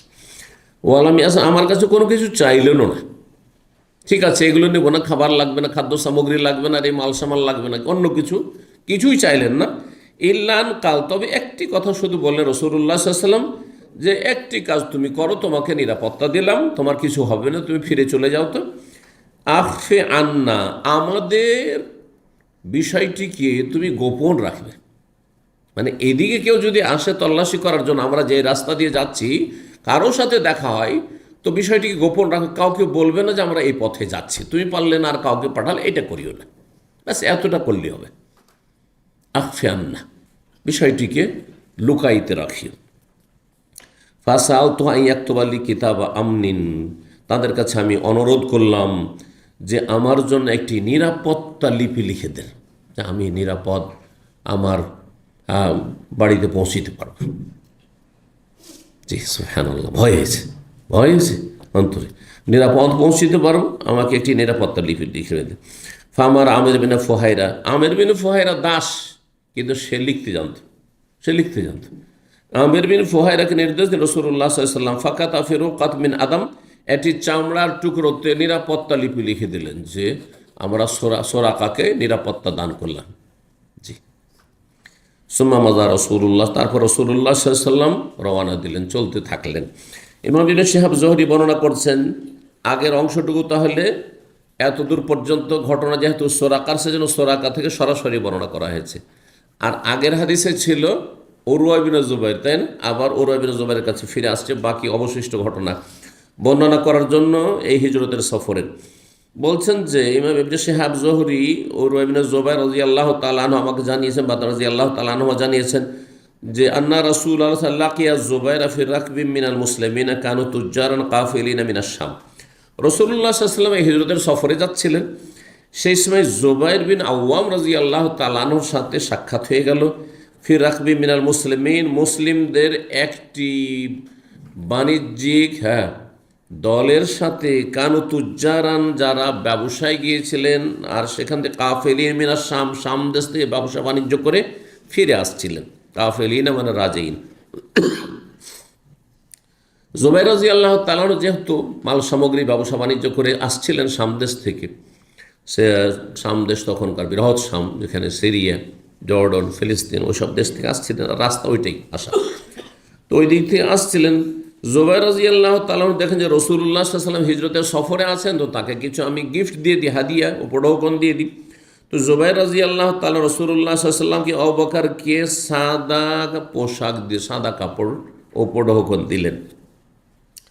ওয়াসামিআল মুসলিমুনা বিল মদিনা, মদিনায় মুসলিমদের কাছে খবর পৌঁছে গেছে, আনসারি যারা আছেন ওখানে, আর কিছু মুহাজিরও এর আগে হিজরত করে ফেলেছেন, তাদের কাছে সংবাদ পৌঁছে গেছে নবী সাল্লাল্লাহু আলাইহি ওয়াসাল্লাম অলরেডি মক্কা থেকে বেরিয়ে গেছেন। তিনি ওই আজকালে চলে আসবেন, আজকালে চলে আসবেন। কখন যে চলে আসেন, প্রতিদিন সকালে সকালে সবাই চলে যায় মদিনার বাইরে আর অপেক্ষা করতে থাকে। যখন একবার প্রচণ্ড রোদ হয়ে যায়, দুপুরবেলা হয়ে আসে, তখন আবার বাড়িতে নিরাশ হয়ে ফিরে চলে যান। কয়েকদিন ধরে এরকম চলতে আছে। বলছেন ওয়াসামিআল মুসলিমুনা বিল মদিনাতে, মদিনার মুসলিমরা শুনতে পেয়েছে মাখরাজা রাসূলুল্লাহ সাল্লাল্লাহু আলাইহি সাল্লামের মক্কা থেকে বের হওয়ার খবর। মিন মক্কা ফাকানু ইয়াকদুনা কুল্লা গাদাতিন আল হাররাতে, প্রতিদিন সকাল সকাল তারা চলে যেতেন এই হাররা নামক এলাকায়। ফায়ান্তাজিরুনাহু, এবং নবী সাল্লাল্লাহু আলাইহি ওয়াসাল্লাম তারা অপেক্ষায় থাকতেন। হাত্তা ইয়ারুদ্দুহুম হাররা জাহিরা, তাদেরকে ফিরিয়ে দিত দুপুরবেলার প্রচণ্ড রোদরে। যখন প্রচণ্ড রোদ শুরু হয়ে যেত, আর মদিনার রোদ, যারা মদিনায় থেকেছে তারাই জানে কী যে রোদ। এইখানকার রোদ কিছুই না মদিনার রোদের কাছে। দাম্মামের রোদে শুধু একটি কষ্ট আছে, যদি হিউমিডিটি, রতুবা থাকে, মানে ঘাম থাকে, তখন আঠা হয়ে ধরে আর কষ্ট লাগে, এটা কষ্ট করে। কিন্তু যদি এখানে রতুবা না থাকে, তো এইখানকার গরমটা আমাদের দেশের গরমের সাথে খানিকটা মিল আছে। জলীয় বাষ্প আছে, যার ফলে আমাদের দেশে এমনি ঘাম হয়, এখানেও ঘাম হয়, কিন্তু এখানকার ঘাম আমাদের দেশের ঘামে কিন্তু আটায় ধরে না, আর এত কষ্ট লাগে না। শরীর ভেজে যাচ্ছে, কিন্তু এই কষ্টটা লাগে না। কিন্তু এখানকার ঘামটা প্রচণ্ড ঘাম, কষ্টদায়ক ঘাম কিন্তু। তো যেহেতু আমি মদিনায় থেকেছি, কাসিম নাজদ এলাকাতেও থেকেছি, তো অভিজ্ঞতাগুলি আছে। তো মদিনা আর এই কাসিম, রিয়াজ এলাকার ঠান্ডাও প্রচণ্ড ঠান্ডা, কষ্টদায়ক ঠান্ডা, আর গরমও কষ্টদায়ক যখন গরম পড়ে। তো যখন প্রচণ্ড রোদ দুপুরে শুরু হয়ে যেত, তখন তারা ফিরে আসতেন সাহাবায়ে কেরাম। ফানকালাবু ইয়াওমান বাদামা আতালু, দীর্ঘ সময় অপেক্ষার পরে একদিন তারা ফিরে চলে এসেছেন। দুপুর হয়ে গেছে, আর রোদ আর বরদাস্ত করা যাচ্ছে না, রোদের প্রখরতা, চলে এসছেন। বাদামা আতালু ইন্তেজারহম, দীর্ঘ সময় অপেক্ষা করার পরে, ফালাম্মা আওয়াও এলা বুয়ুতিহিম, দুপুরবেলা যখন সবাই নিজ নিজ বাড়িতে আশ্রয় নিয়েছে, কারণ রোদের সময় বাইরে থাকাও যায় না, সবাই বাড়ির ভিতরে, সাহাবায়ে কেরামগণ আউফা রাজুলুম মিন ইয়াহুদ আলা উতমি মিন আতামিহিম লিআমরিন ইয়ানজুরু ইলাইহি, একজন ইহুদি, জনক ইহুদি, মদিনার যেসব টিলাগুলি, বেশ কিছু টিলা ছিল, পাহাড় নয় খুব, কিন্তু টিলা জায়গা, একটু উঁচু জায়গা, মদিনার টিলাগুলির কোনো একটি টিলার ওপর উঠেছে, লিআমরিন ইয়ানজুরু, কোনো একটি বিষয় দেখার জন্য, কোনো একটি কারণে, সে যে কোনো কারণে হোক না কেন তার প্রয়োজন ছিল, উঁচা জায়গায় একটু উঠেছে, টিলাতে উঠেছে। ফাবাসরা বে রাসূলুল্লাহ সাল্লাল্লাহু আলাইহি ওয়া আসহাবিহি, তখন রাসূলুল্লাহ সাল্লাল্লাহু আলাইহি ওয়াসাল্লামকে সেই ইহুদি লোকটি দেখতে পেয়েছে, এবং তার সাথী সঙ্গীদেরকে, সফর সঙ্গীদেরকে দেখতে পেয়েছে। মুবাইয়্যিজিনা, সাদা পোশাক পরিধান করা অবস্থায়, সাদা পোশাকে, মুবাইয়্যিজিন আবিয়াজ থেকে, মানে সাদা পোশাকে। তো সাদা পোশাকে দূর থেকেও দেখা যায়, কিন্তু সাদা হয়ে থাকে, সাদা পোশাকে দেখতে পেয়েছে। ইয়াজুলু বিহিমুস সারাবু,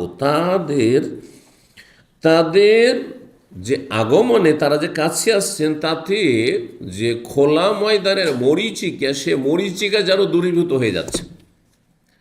মরীচিকা কাকে বলে বুঝেন? মরীচিকা,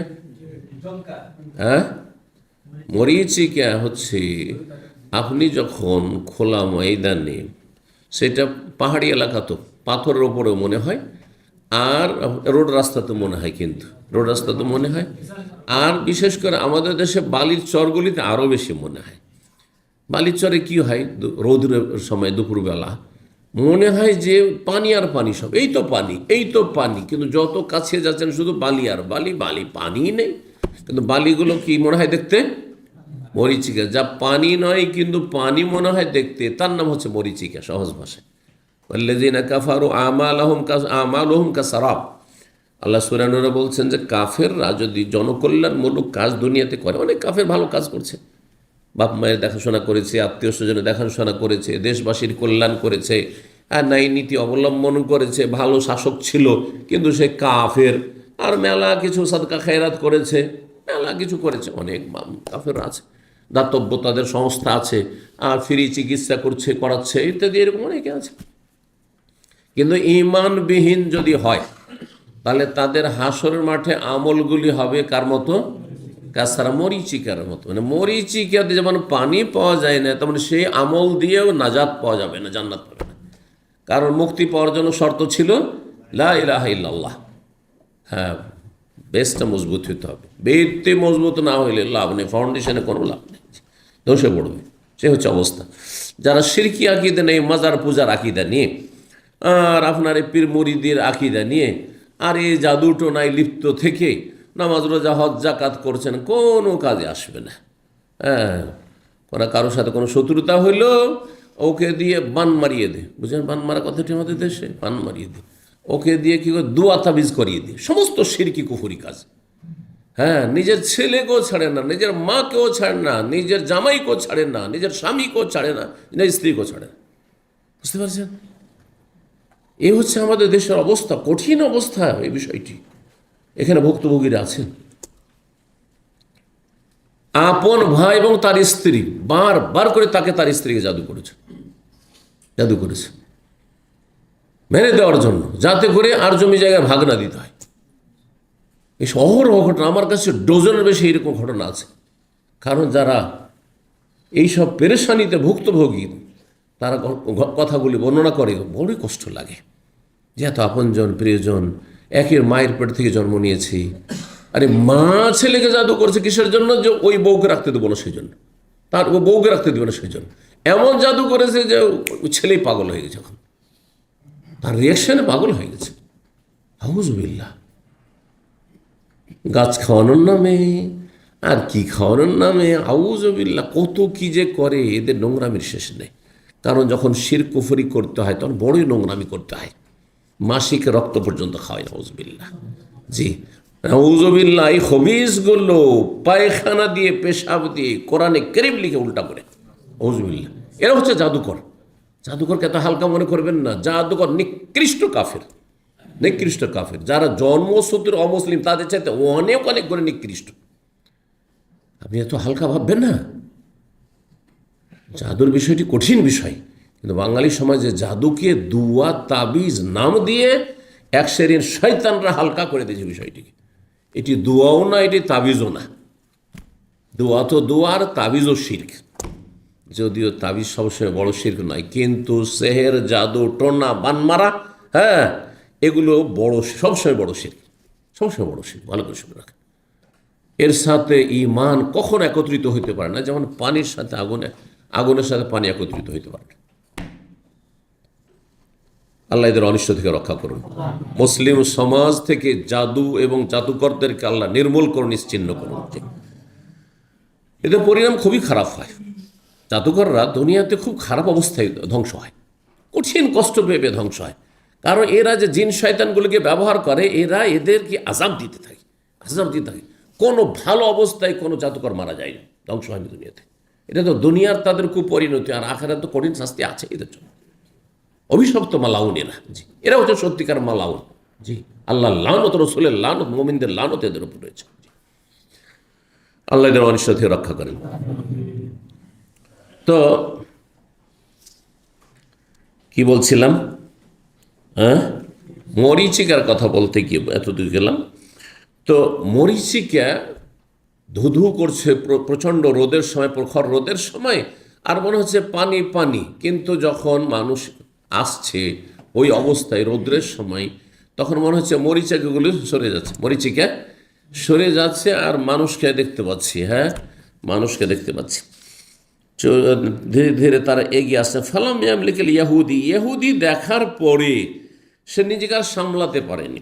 আনকালাবি আলা সৌতেহি, সে উচ্চ স্বরে চিৎকার করে বলল, ইয়া মাশারাল আরব, প্রতিবেশী আশেপাশে মুসলিমরা বসবাস করছেন, আওস খাজরাজ আনসারীরা, হে আরব জাতির, হাজা জাদ্দুকুমুল্লাযী তানতাজিরুন, এই হচ্ছে তোমাদের সৌভাগ্যবান ব্যক্তি। এটি একটি অর্থ জাদ্দুকুমের। আর একটি অর্থ হচ্ছে ইনি হচ্ছেন তোমাদের রাষ্ট্রনায়ক, প্রধান। হ্যাঁ, তোমাদের রাষ্ট্রনায়ক। দুটোই অর্থ করলাম, দুটোই শাব্দিক অর্থ না, এগুলো ভাব অর্থ। এই অর্থগুলিতে আরবরা জাদ্দুন শব্দটিকে ব্যবহার করে। কিন্তু জাদ্দুনের অর্থ কি? জাদ্দুন মানে দাদা, জাদ্দুন মানে দাদা অথবা নানা। দাদাকেও জাদ বলে আরবিতে, আর নানাকেও। হ্যাঁ, এটা ঠিক ওই রকমই যেমন বাংলাদেশের অধিকাংশ এলাকায় ছেলের ছেলেকে মেয়েদেরকেও নাতি বলছে, আর মেয়ের ছেলে মেয়েকেও কি বলছে? নাতি বলছে। তখন আপনাদেরকে এখন ভেঙে বলতে হচ্ছে, ভাই কেমন নাতি? বলছে ছেলের ঘরের নাতি নাতিন, মেয়ের ঘরের নাতি নাতিন। কিন্তু আমাদের মতো যদি কোদিন পোতা পতিন আর নাতি নাতিন, তো ঝামেলা শেষ। আরবিতে ওইটাই সমস্যা আছে, যে জাদ্দুন মানে দাদাও হইতে পারে, জাদ্দুন মানে না না। হাসান হোসেনের জাদ হচ্ছেন রাসূলুল্লাহ সাল্লাল্লাহু আলাইহি ওয়াসাল্লাম, জাদ্দুন মানে এখানে না না। আর হাসান হোসেনের জাদ্দুন দাদা হচ্ছে কে? হাসান বিন আলী বিন আবি তালিব, আবু তালিব। বোঝা গেছে না? জি। তখন বলতে হবে জাদ, হ্যাঁ, লে আবু, না জাদ লে মায়ের দিক থেকে জাদ, না বাপের দিক থেকে জাদ, এরকম করে বলতে হয় আরবিতে। যেমন আপনারা বলছেন যে ছেলের ঘরের আর মেয়ের ঘরের বলতে হচ্ছে, ঠিক। কোরআনে কারিমে জাদ শব্দটি এসছে সূরা জিনে, ওয়া আন্নাহু তাআলা জাদ্দু রাব্বিনা, কারো মুখস্থ আছে সূরা জিন? হ্যাঁ, ওয়া আন্নাহু তাআলা, সেই আল্লাহ হচ্ছেন সুউচ্চ সুমহান। তো তাআলা, এখানে আল্লাহর কথা বলা, তাআলা জাদ্দু রাব্বিনা, এখানে জাদ্দুন মানে মর্যাদা। আর যিনি রাষ্ট্রনায়ক হন, প্রধান হন, তিনি মর্যাদাবান হন। যিনি ভাগ্যবান হন, হ্যাঁ, তিনি মর্যাদাবান হন। তাইলে সবগুলি অর্থ এক অপরের সাথে কিন্তু জড়িত, হ্যাঁ, মিল আছে এই অর্থগুলিতে। তো হাজা জাদ্দুকুম, এই তোমাদের সৌভাগ্যবান ব্যক্তি আসছেন, আল্লাযী তানতাজিরু, যার তোমরা প্রতীক্ষায় ছিলে, অপেক্ষায় ছিলে। ফাসার আল মুসলিমুন ইলা সিলাহে, তখন মুসলিমরা নিজ নিজ অস্ত্রের দিকে ঝাঁপিয়ে পড়েছে, কারণ তারা খালি হাতে কোথাও বেরোতো না। আরব দেশে নিরাপত্তার অভাব, গোত্রীয় শাসন, যে কোনো জায়গায় বেরোলে হাতে একটা অস্ত্র নিয়ে বেরোতে হবে। জি। তো বলছেন সবাই লাফিয়ে পড়েছে কিসের জন্য? হ্যাঁ, অস্ত্র হাতে নেওয়ার জন্য। ফাতালাক্কা রাসূলুল্লাহ, রাসূলুল্লাহর সাথে তারা গিয়ে সাক্ষাৎ করলেন বেজাহারিল হাররাতে, সেই পাথর, কুচি পাথর বিশিষ্ট এলাকায়, হাররা নামক এলাকায়।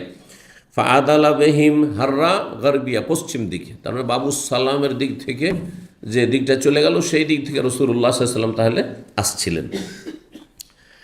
তো দূরে এখনো আছেন, কারণ এখনও কোবা পৌঁছেননি, কোবারও বাইরে আছেন তিনি। জি। তো এত দূরে রাসূলুল্লাহ সাল্লাল্লাহু আলাইহি ওয়াসাল্লাম আছেন, তারপরে কোবা পৌঁছবেন। আমরা এখন কোবার দিকে পৌঁছব, যেন কোবা পৌঁছিলেন। ফাআদাল বিহিম যাত আলিমিন, তারপরে তাদেরকে নিয়ে সাহাবায়ে কেরামগণ ডান দিকে চলে গেলেন, হাত্তা নাজালা ফি বানি আমর ইবনে আওফ, আর তাদেরকে নিয়ে গিয়ে অবতরণ করলেন কোথায়? আমর ইবনে আওফ গোত্রের এলাকায়। আমর ইবনে আওফ গোত্র কোথায় বসবাস করত? এই মসজিদে কোবা যেখানে এখন, এই মহল্লাতে, এই এলাকায় বসবাস করত। এইটা ছিল আমর ইবনে আওফের এলাকা। জি, মসজিদে কোবা। দিনটি ছিল আযালাকা ইয়াউমুল ইসনাইন, এটি ছিল সোমবারের দিন, যেদিন মদিনায় নবী সাল্লাল্লাহু আলাইহি ওয়াসাল্লাম মুবারক কদম রাখলেন, পদার্পণ করলেন, সেদিন ছিল সোমবার। মিন শাহর রবিউল আউয়াল, মাসের সোমবারের দিন। ফাকাম আবু বকর লিন্নাস, তারপর আবু বকর সিদ্দিক রাদিয়াল্লাহু তাআলা আনহু জনগণের সামনে দাঁড়ালেন। ওয়া জালাসা রাসূলুল্লাহ সাল্লাল্লাহু আলাইহি ওয়াসাল্লাম, বসে থাকলেন, সামিতান, নীরব হয়ে। রাসূলুল্লাহ বিশ্রামের জন্য বসে থাকলেন, আর আবু বকর সিদ্দিক দাঁড়িয়ে, সব কথা তো বলতে চাইবে সবাই, তো একজনকে তো কথা বলতে হবে। তো আবু বকর ভাবলেন যে নবী সাল্লাল্লাহু আলাইহি ওয়াসাল্লাম ক্লান্ত হয়ে এসেছেন সফরে, দীর্ঘ সফর করে, তো তিনি একটু আরাম বিশ্রাম করুক, আর আমি কথা বলি, মানুষ কি জিজ্ঞাসা করছে কথোপকথন করি। ফাতাফিকা মান জামিল আনসার, আনসারীদের ওই সব লোকেরা, মিম্মাল্লাম ইয়ারা রাসূলুল্লাহ, যারা এখন পর্যন্ত রাসূলুল্লাহ সাল্লাল্লাহু আলাইহি ওয়াসাল্লাম স্বচক্ষে দেখেনি, তারা ভাবছে যে যিনি কথা বলছে তিনি মনে হয় নবী। তাই ইউহাইয়া আবু বকরকে এসে তারা তাহিয়া পেশ করছেন, মানে সালাম অভিবাদন করছেন, সালাম পেশ করছেন। হাত্তা আসাবাতি শামসু রাসূলুল্লাহ সাল্লাল্লাহু আলাইহি ওয়াসাল্লাম, এমনকি রাসূলুল্লাহ সাল্লাল্লাহু, এমন একটা সময় হলো যে রাসূলুল্লাহ সাল্লাল্লাহু আলাইহি ওয়াসাল্লামের মোবারক শরীরে রৌদ্র পড়তে শুরু হয়েছে, রৌদ্র পড়তে শুরু হয়েছে। তাহলে এমন একটা জায়গাতে অবস্থান করে যেখানে একটু ছায়া ছিল। আর ছায়া তো স্থির থাকে না, দিনের বা ছায়া কি স্থির থাকে? সরতেই থাকে, সব সরতে থাকে। তো সরতে সরতে গিয়ে রাসূলুল্লাহ যেখানে বসেছিলেন সেই জায়গায় কি পড়েছে? রোদ পড়েছে।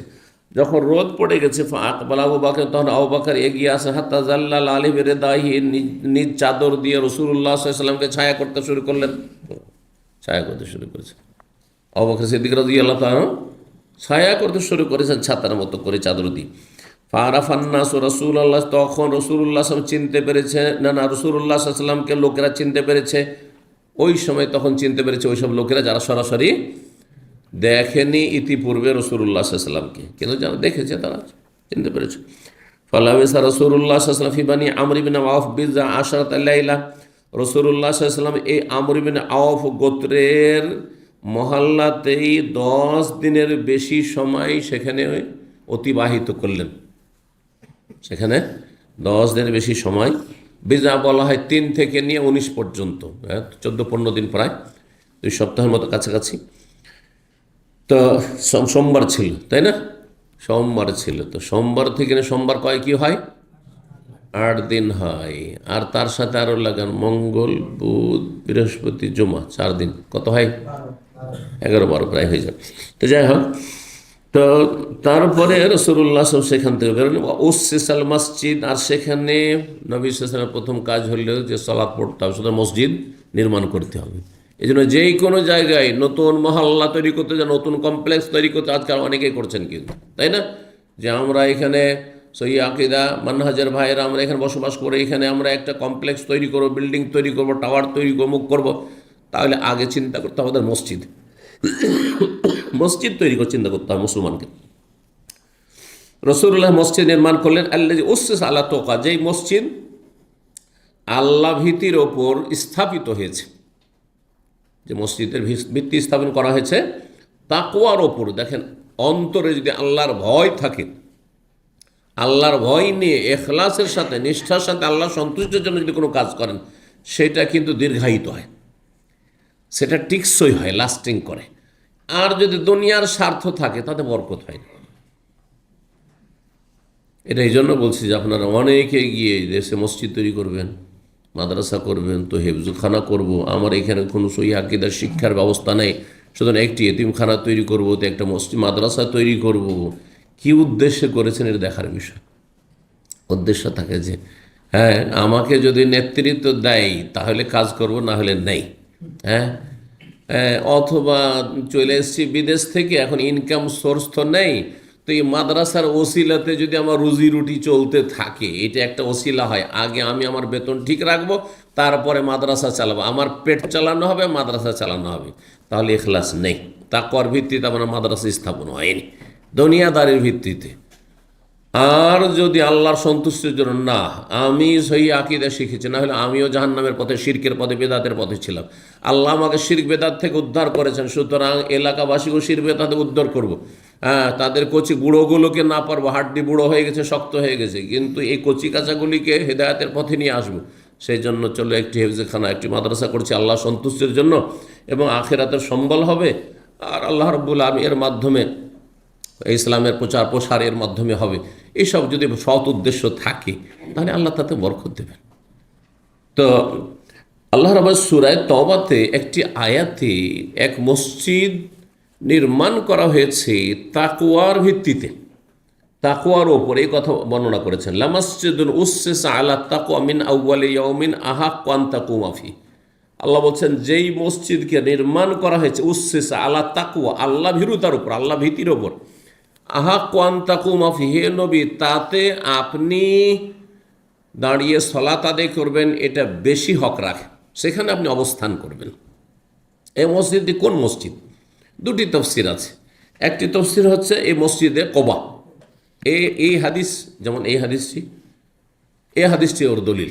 এইরকম বেশ কিছু হাদিস আছে যেখানে বলা হয়েছে আল্লাহ ভীরুতার ওপর ভিত্তি করে মসজিদে কোবা তৈরি হয়েছে, এখানে মসজিদে কোবা প্রসঙ্গ। কিন্তু অধিকাংশ তাফসির কারগণ বলেছেন যে সেই মসজিদ হচ্ছে মসজিদে কোবার চাইতে বেশি ফজিলতের মসজিদ, সেটি হচ্ছে মসজিদে নবী রাসূলুল্লাহ মসজিদ। জি, মসজিদ উসসিস আলা তাকওয়া মানে মসজিদে নবী সাল্লাল্লাহু আলাইহি ওয়াসাল্লাম। কিন্তু একটি আরেকটির সাথে সাংঘর্ষিক না, কারণ নবী সাল্লাল্লাহু আলাইহি ওয়াসাল্লাম মসজিদে কোবাও তৈরি করেছেন, আর নবী সাল্লাল্লাহু আলাইহি ওয়াসাল্লাম স্বয়ং নিজ হাতে মসজিদে নবী তৈরি করেছেন। কিন্তু মসজিদ নবীর ফজিলত মসজিদে কোবার চাইতে বেশি, মসজিদে কোবার চাইতে বেশি। কিন্তু দুটোই তাকওয়ার ভিত্তিতে স্থাপিত হয়েছে। আল্লাহ ভীরুতা নিয়ে অন্তরে তাকওয়া এবং ইখলাস সাথে দুটোরই ভিত্তি স্থাপন করা হয়েছে, সুতরাং কোনো বিরোধ নেই। বলছেন যে রাসূলুল্লাহ সাল্লাল্লাহু আলাইহি ওয়াসাল্লাম সেখানে একটি মসজিদ নির্মাণ করলেন, আর সেই মসজিদটি আল্লাহ ভীরুতার ওপর ভিত্তি স্থাপিত করা হয়েছে। ওয়াসাল্লা ফিহা রাসূলুল্লাহ কয়েকদিন সেখানে সালাত আদায় করলেন। সুম্মা রাকিবা রাহিলাতাহু, তারপরে তার বাহনে চাপলেন। ফাসার ইয়ামশি মাহুন নাস, তারপরে তার ডানে বামে লোকেরাও চলতে শুরু করলো। হাত্তা বারাকাত ইনদা মসজিদের রাসূল সাল্লাল্লাহু বিল মদিনাতি, উটনীটি গিয়ে নবী সাল্লাল্লাহু আলাইহি ওয়াসাল্লামের যে উটনীটি ছিল বা উষ্ট্রি বাহন ছিল, সেটিকে রাসূলুল্লাহ সাল্লাল্লাহু আলাইহি ওয়াসাল্লামের মদিনা যে মসজিদ নবী সেখানে গিয়ে বসে গেল। ওয়াহুয়া ইউসাল্লি ফি ইয়াউমিল জামআ, সেই জায়গাটি এমন একটি জায়গা যেখানে কিছু মুসলিমরা আগে থেকে এমনি সালাত, খোলা জায়গাতে এমনি তারা একসাথে সালাত আদায় করত। জায়গাটি কি ছিল বলছে, ওয়াকানা মিরবাদান লিত্তামর লিসুহাইল ওয়াসাহাল গোলামেন ইয়াতিমেন ফি হাজরে আসাদ বিন জুরারা। এই জায়গাটি খেজুর মারার জায়গা ছিল, খেজুর কেটে মেরে নিয়ে আসার বা খেজুর শুকানোর জায়গা ছিল। মিরবাদ বলা হয় যে কালকে যে আপনার খোলা বললেন না, খোলা বা খোলান বলা হয়। তো মিরবাদ খেজুর কেটে মেরে নিয়ে আসার জায়গা বা খেজুর শুকানোর জায়গা ছিল। সোহাইল এবং সাহাল নামক দুইজন ইয়াতিম বালকের, তার এই দুইজনের বাবা মারা গিয়েছিল, দুইজনই ছিল নাবালক ইয়াতিম। আর এই ইয়াতিমদের লালন পালন করছিলেন আসাদ বিন জোরারা সাহাবী রাদিয়াল্লাহু তাআলা। আসাদ বিন জোরারা দেখাশোনাতে ছিলেন। ফি হাজরে আসাদ বিন জোরারা, তারা লালিত পালিত হচ্ছিলেন আসাদ বিন জোরারা সাহাবীর কোলে। হাজর মানে কোল, হাজার মানে কোলও হয়, আর হাজার মানে দোলনাও হয়, দুটো অর্থ হয়। জি, যখন একেবারে ছোট ইয়াতিমকে 1 বছর 2 বছর 6 মাসের ইয়াতিমকে লালন পালন করবেন, তা আসল হচ্ছে তাকে কোলে নিয়ে ঘোরাফেরা করবেন, হ্যাঁ তাই না? এই জন্য এই ভাষাটি আরবিতে প্রয়োগ করা হয়েছে। জি, জরুরি নয় যে সে ইয়াতিমকে কোলেই নিতে হবে। যদি কোলের বয়সের নেই, ধরুন 8 বছর 10 বছরের ইয়াতিম হয়ে গেছে, এখনও তো ইয়াতিম আছে, নাবালকই তো আছে, তখন নাবালক তো তখন ইয়াতিম, সাবালক হলে আর ইয়াতিম থাকে না। তো বলছেন রাসূলুল্লাহ সাল্লাল্লাহু আলাইহি ওয়াসাল্লাম বলেন, হিনা বারাকাত বিহি রাহিলাতুহু, সেখানে গিয়ে যখন তার উষ্ট্রিটি বসে গেল, হাযা ইনশাআল্লাহ আল মানজিল, এই জায়গাটি হচ্ছে আমাদের অবস্থান, এইখানে আমরা অবস্থান করব। আর সেখানে আবু আইয়ুব আনসারীর বাড়ি ছিল, অন্যের বাড়ি মনে হচ্ছে আবু আইয়ুব আনসারীর রাদিয়াল্লাহু তাআলা আনহুর বাড়ি সেখানেই ছিল। সুম্মা দা রাসূলুল্লাহ সাল্লাল্লাহু আল গোলামাইনে, তারপর রাসূলুল্লাহ সাল্লাল্লাহু আলাইহি ওয়াসাল্লাম 2 বালককে ডাকলেন। ফাসাওয়া মাহুম বিল মিরবাদে, তাদের সাথে দরদাম করলেন এই উঠানটির অথবা এই খেজুর শুকাবার জায়গাটি, লিয়াত্তাখিদাহু মসজিদান, মসজিদ নির্মাণ করার জন্য। যে আমার মসজিদ নির্মাণ করব, কত দাম নেবে, কত মূল্য নেবে বলো, আমরা সেটাকে তোমাদের কাছ থেকে ক্রয় করব। ফাকাল আল্লাহ, এই 2 বালক বলল, না না আমরা পয়সা বল নাহাবহু লাকা ইয়া রাসূলুল্লাহ, বড় এটি আপনাকে আমরা দান করে দিচ্ছি, দিয়ে দিচ্ছি হে আল্লাহ রাসূল সাল্লাল্লাহু আলাইহি ওয়াসাল্লাম। ফাবা রসুল্লাহ ইয়াকবালাহ মিনহুমা, কিন্তু রসুল্লাহ সেটা বিনা পয়সায় গ্রহণ করতে, দান হিসাবে গ্রহণ করতে অস্বীকার করলেন। ফাবা রসুল ইয়াকবালাহু মিনহুমা হেবাতান, মানে দান হিসাবে গ্রহণ করতে তিনি অস্বীকার করলেন, না নেব না। তো কেন? এতে ইখলাস আছে, মসজিদ করব কেন? হ্যাঁ, পরের দ্বারস্থ হয়ে। আজকাল যারা মসজিদ মাদ্রাসা করে তাদের অধিকাংশই কিন্তু এর বিপরীত। সবার কাছ থেকে চান্দা কালেকশন করে, নিজেই কিছু দেওয়া দেয় না। ইল্লা মাশাআল্লাহ, খুব কমই পাবেন আপনি। ভালো করে ভিতরে গিয়ে যদি খোঁজ নিয়ে দেখেন তো এইরকম অবস্থা। হ্যাঁ, সবার কাছ থেকে কালেকশন করছে, নিজে তুমি কত দাও খবর নেই, শুধু আদায় করে চালাচ্ছে। যদি আমানত ঠিক থাকে তবু এরকম অবস্থা না। আরে ওরাকে জাহান্নাম থেকে বাস ইত্তাকুন্নার ওয়ালা বিশিক্কি তামরা, আপনাকে করতে হবে না। এই হাদিসটা শুধু অন্য লোকের জন্য, আর যিনি চাঁদা আদায়কারী কালেকশন করছেন তার জন্য নয়। আমার কথাটা বুঝছেন না? বুঝছেন না? ইত্তাকুন্নার ওয়ালা বিশিক্কি তামরা, তোমরা জাহান্নাম থেকে বাঁচো যদিও খেজুরের একটা ক্ষুদ্র অংশ দিয়ে হোক না কেন। এই হাদিস শুধু আপনাদের জন্য, আমার জন্য নয়। কথাটা বুঝেন? আপনার জাহান্নাম থেকে বাঁচাটা বেশি গুরুত্বপূর্ণ না আমারটা আমার জন্য বেশি গুরুত্বপূর্ণ? বলুন। তাহলে মাদ্রাসার যিনি দায়িত্বশীল হবেন, হ্যাঁ, সেক্রেটারি হবেন, সভাপতি হবেন, আর যিনি পরিচালক, মহাপরিচালক হবেন, তার জাহান্নামের থেকে রক্ষা পাওয়াটা তার কাছে বেশি গুরুত্বপূর্ণ নয়? হ্যাঁ, দেশবাসীর, এলাকাবাসীর? না, মোটেই না। আল্লাহ জানছেন অন্তরের কথা।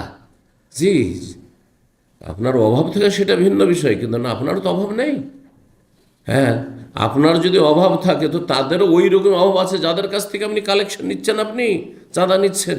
তার বিষয়টা চিন্তা করতে, বহুবার চিন্তা করতে আপনাকে, যে রবের কাছে গিয়ে আপনাকে যেন লাঞ্ছিত না হইতে হয়, লজ্জিত না হইতে হয়, যে তোমার চাইতে অভাবী ছিল গ্রামবাসী, এলাকাবাসী, তাদের কাছ থেকে চাঁদা পেনেছ, এত টাকা করে তোমাদের চাঁদা, এত টাকা করে চাঁদা, তোমার চাঁদা কোথায়? তখন কি হবে? সোজা মনে করলে হবে না বিষয়টিকে। আল্লাহ বুঝার তৌফিক দান করেন। তো রাসূলুল্লাহ সাল্লাল্লাহু আলাইহি সাল্লাম ফ্রিতে নিতে চান। তার আর একটি কথা, মানুষের ভুল বুঝাবুঝি হইতে পারে, তারপরে মানুষ দুর্বল জায়গায় আক্রমণ করে। যদি ফ্রি নিয়ে নেন, মদিনায় মোনাফেক তৈরি হতে যাচ্ছে। মদিনায় এখন তো এসেছে রাসূলুল্লাহ, এখন মোনাফেক নেই, কিন্তু মদিনায় মোনাফেক তৈরি হয়, বড় বড় মোনাফেক। যেই মোনাফেকরা মাত্র 2.5 বছর পরে, তৃতীয় হিজরিতে ওহদ যুদ্ধের সময় 1000 মধ্যে 300 মোনাফেক বেরিয়ে চলে আসলো না। এই মোনাফেকগুলো কি বলার সুযোগ পাবে না? প্রপাগান্ডা করার সুযোগ পাবে না? হ্যাঁ, গুজব ছড়াবে না? যারে মুহাম্মদ সাল্লাল্লাহু আলাইহি ওয়াসাল্লাম কি করলো, ইয়াতিমের ধন সম্পদটাও বেইমানি করে নিয়েছে, ইয়াতিমের জায়গায় বেইমানি করে মসজিদ তৈরি করেছে, বলবে না? আজকাল অনেক মাদ্রাসাওয়ালা জমি জায়গা কেমন করে নিচ্ছে, তারাই রবের কাছে জবাব দিবে। কিন্তু এলাকাবাসী অনেক অভিযোগ তুলছে, সত্য হইতে পারে আর মিথ্যা হইতে পারে, ঠিক কিনা? যে আমাদের এই জায়গাগুলো বেইমানি করেছে, আমাদের কাছ থেকে জবরদস্তি আমাদের ছেড়ে পালাতে আমরা বাধ্য হয়েছি। কথা যদি সত্য হয় তো রবের কাছে ফেসে যেতে হয়। আর যদি কথা সত্য না হয় তো এই মুনাফিক চরিত্রের লোক সব যুগে আছে, থাকবে। হ্যাঁ, মিথ্যা কথা বলবে, গুজব ছড়াবে। জি, সুতরাং এই সুযোগ দিতে হবে না, এই সুযোগ দিতে হবে না। জি, তো বলছেন যে নবী সাল্লাল্লাহু আলাইহি ওয়াসাল্লাম বলে যে না, পয়সা দিয়ে নেব। হাত্তা ইবতাহু মিনহুমা, এই 2 বালকের কাছ থেকে নবী সাল্লাল্লাহু আলাইহি ওয়াসাল্লাম খরিদ করে নিলেন, ক্রয় করে নিলেন। সুম্মা বানাহু মসজিদান, তারপরে সেখানে মসজিদ নির্মাণ করলেন। ওয়াতাফিকা রাসূলুল্লাহ ইয়ানকুলু মাহুমুল লাবান, আর রাসূলুল্লাহ সাল্লাল্লাহু আলাইহি ওয়াসাল্লাম সাহাবায়ে কেরামদের সাথে যখন মসজিদ নির্মাণ শুরু করলেন, সশরীরে ইটগুলি উঠিয়ে নিয়ে যাচ্ছেন। লাবেন, ইট মানে তখন পাথরের ইট, যে পাথর নিয়ে যে সেট করছেন ফি বুনিয়ানিহি, এ মসজিদ নির্মাণের কাজে। এবং তিনি কবিতা আবৃত্তি করছিলেন, কারণ কবিতা বললে মানুষের মধ্যে উদ্যম আসে। হ্যাঁ, মানুষ কি হয়, স্বতঃস্ফূর্ত হয়ে কাজ করে, ভালো লাগে তখন। তো রাসূলুল্লাহ উৎসাহিত করার জন্য বলছে হাজাল হেমাল লা হেমালা খাইবারা, এই যে বোঝা বহন, আমরা বোঝা বহন করছি, আমি এবং তোমরা সবাই মিলে আমরা যে ইট পাথর নিয়ে এসে দিচ্ছি আর মসজিদ নির্মাণ করছি, এই বোঝা বহন খাইবারের বোঝার মতো নয়। খাইবারের বোঝা কিসের ছিল? খাইবারে খেজুরের বাগান ছিল, আর তারপরে আঙ্গুরের বাগান ছিল। তো সেখান থেকে মদিনায় যে সব বোঝাগুলি উটের পিঠে আসতো, মানুষ বহন করে নিয়ে আসতো, সেগুলি ছিল খেজুরের বোঝা আর কিশমিশের বোঝা। কিশমিশ, খেজুর, আঙ্গুর শুকিয়ে গেলে কিশমিশ, খেজুর আর আঙ্গুরের। ভাষ্যকারগণ লিখেছেন এ হাদিসে যে এটাকে উদ্দেশ্য করা হয়েছে যে খাইবার থেকে আমদানি হয়ে মদিনায় আসতো খেজুর এবং কিশমিশের বোঝা। কিন্তু এই বোঝা ওই খেজুর আর কিশমিশের মতো না যে খেয়ে দে বাস লোডিং আনলোডিং ব্যাস শেষ। বরং এই যে বোঝা বহন করছে আর মসজিদ নির্মাণ করছি, এটা সাদকা জারিয়া কিয়ামত পর্যন্ত বহাল থাকবে এবং এর নেকি আমল নামাই থাকবে। এই নেকি আমাদেরকে জান্নাতে নিয়ে যায়। মান বানা লিল্লাহি মাসজিদান বানাল্লাহু লাহু বাইতান ফিল জান্নাহ, যে ব্যক্তি আল্লাহ সন্তুষ্ট মসজিদ নির্মাণ করবে, আল্লাহ তার জন্য অনুরূপ জান্নাতে অট্টালিকা, প্যালেস নির্মাণ করবে, রাজপ্রাসাদ নির্মাণ করবেন। জি, তো এই এক লাইন। আর হাজা আবারু রাব্বানা ওয়া আতহারু, এটি হচ্ছে হে আমাদের রব, আবারু রাব্বানা, হে আমাদের রব, এটি হচ্ছে সবচেয়ে বড় গুরুত্বপূর্ণ নেকির কাজ এবং অতি পবিত্র কাজ। এ মসজিদের যে আমরা মাটি বা পাথর বহন করছি, এটি বড়ই নেকি সওয়াবের কাজ এবং বড়ই পবিত্র কাজ। ওয়াকুল, আরও বলছিলেন উৎসাহিত করার জন্য আনসারীদেরকে, আল্লাহুম্মা ইন্নাল আজরা আজরুল আখিরা, হে আল্লাহ, মূলত পারিশ্রমিক বা পারিতোষিক হচ্ছে পরকালের পারিতোষিক। দুনিয়ার পারিশ্রমিক কি, কতই বা বেতন দেবে, 1000 দিক আর 5000 দিক, কিন্তু একটা লিমিট আছে। আপনি যতই বেতন পান না কেন, এই বেতন খেয়ে দিয়ে শেষ।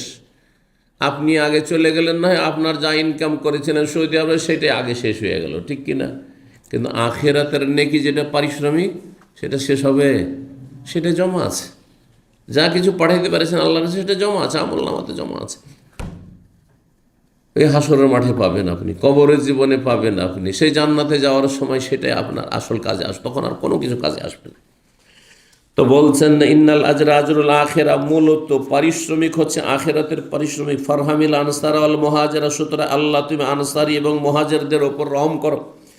ফতামাস্তালা বেশির রাজুল মিয়াল মুসলিম, কোনো একজন মুসলিম, জনৈক মুসলিমের কবিতা আবৃত্তি করেছিল। রসুল নিজের তরফে কবিতা আবৃত্তি কবিতা পাঠ করেননি, বরং বা কবিতা তৈরি করেননি তিনি, বরং কোনো এক ব্যক্তি এই কবিতাটি আবৃত্তি করেছে, সেটা নবী সাল্লাল্লাহু আলাইহি ওয়াসাল্লাম এখানে পাঠ করেছেন। লাম ইউসাম্মালি, ওই ব্যক্তির নাম উল্লেখ করা হয়নি।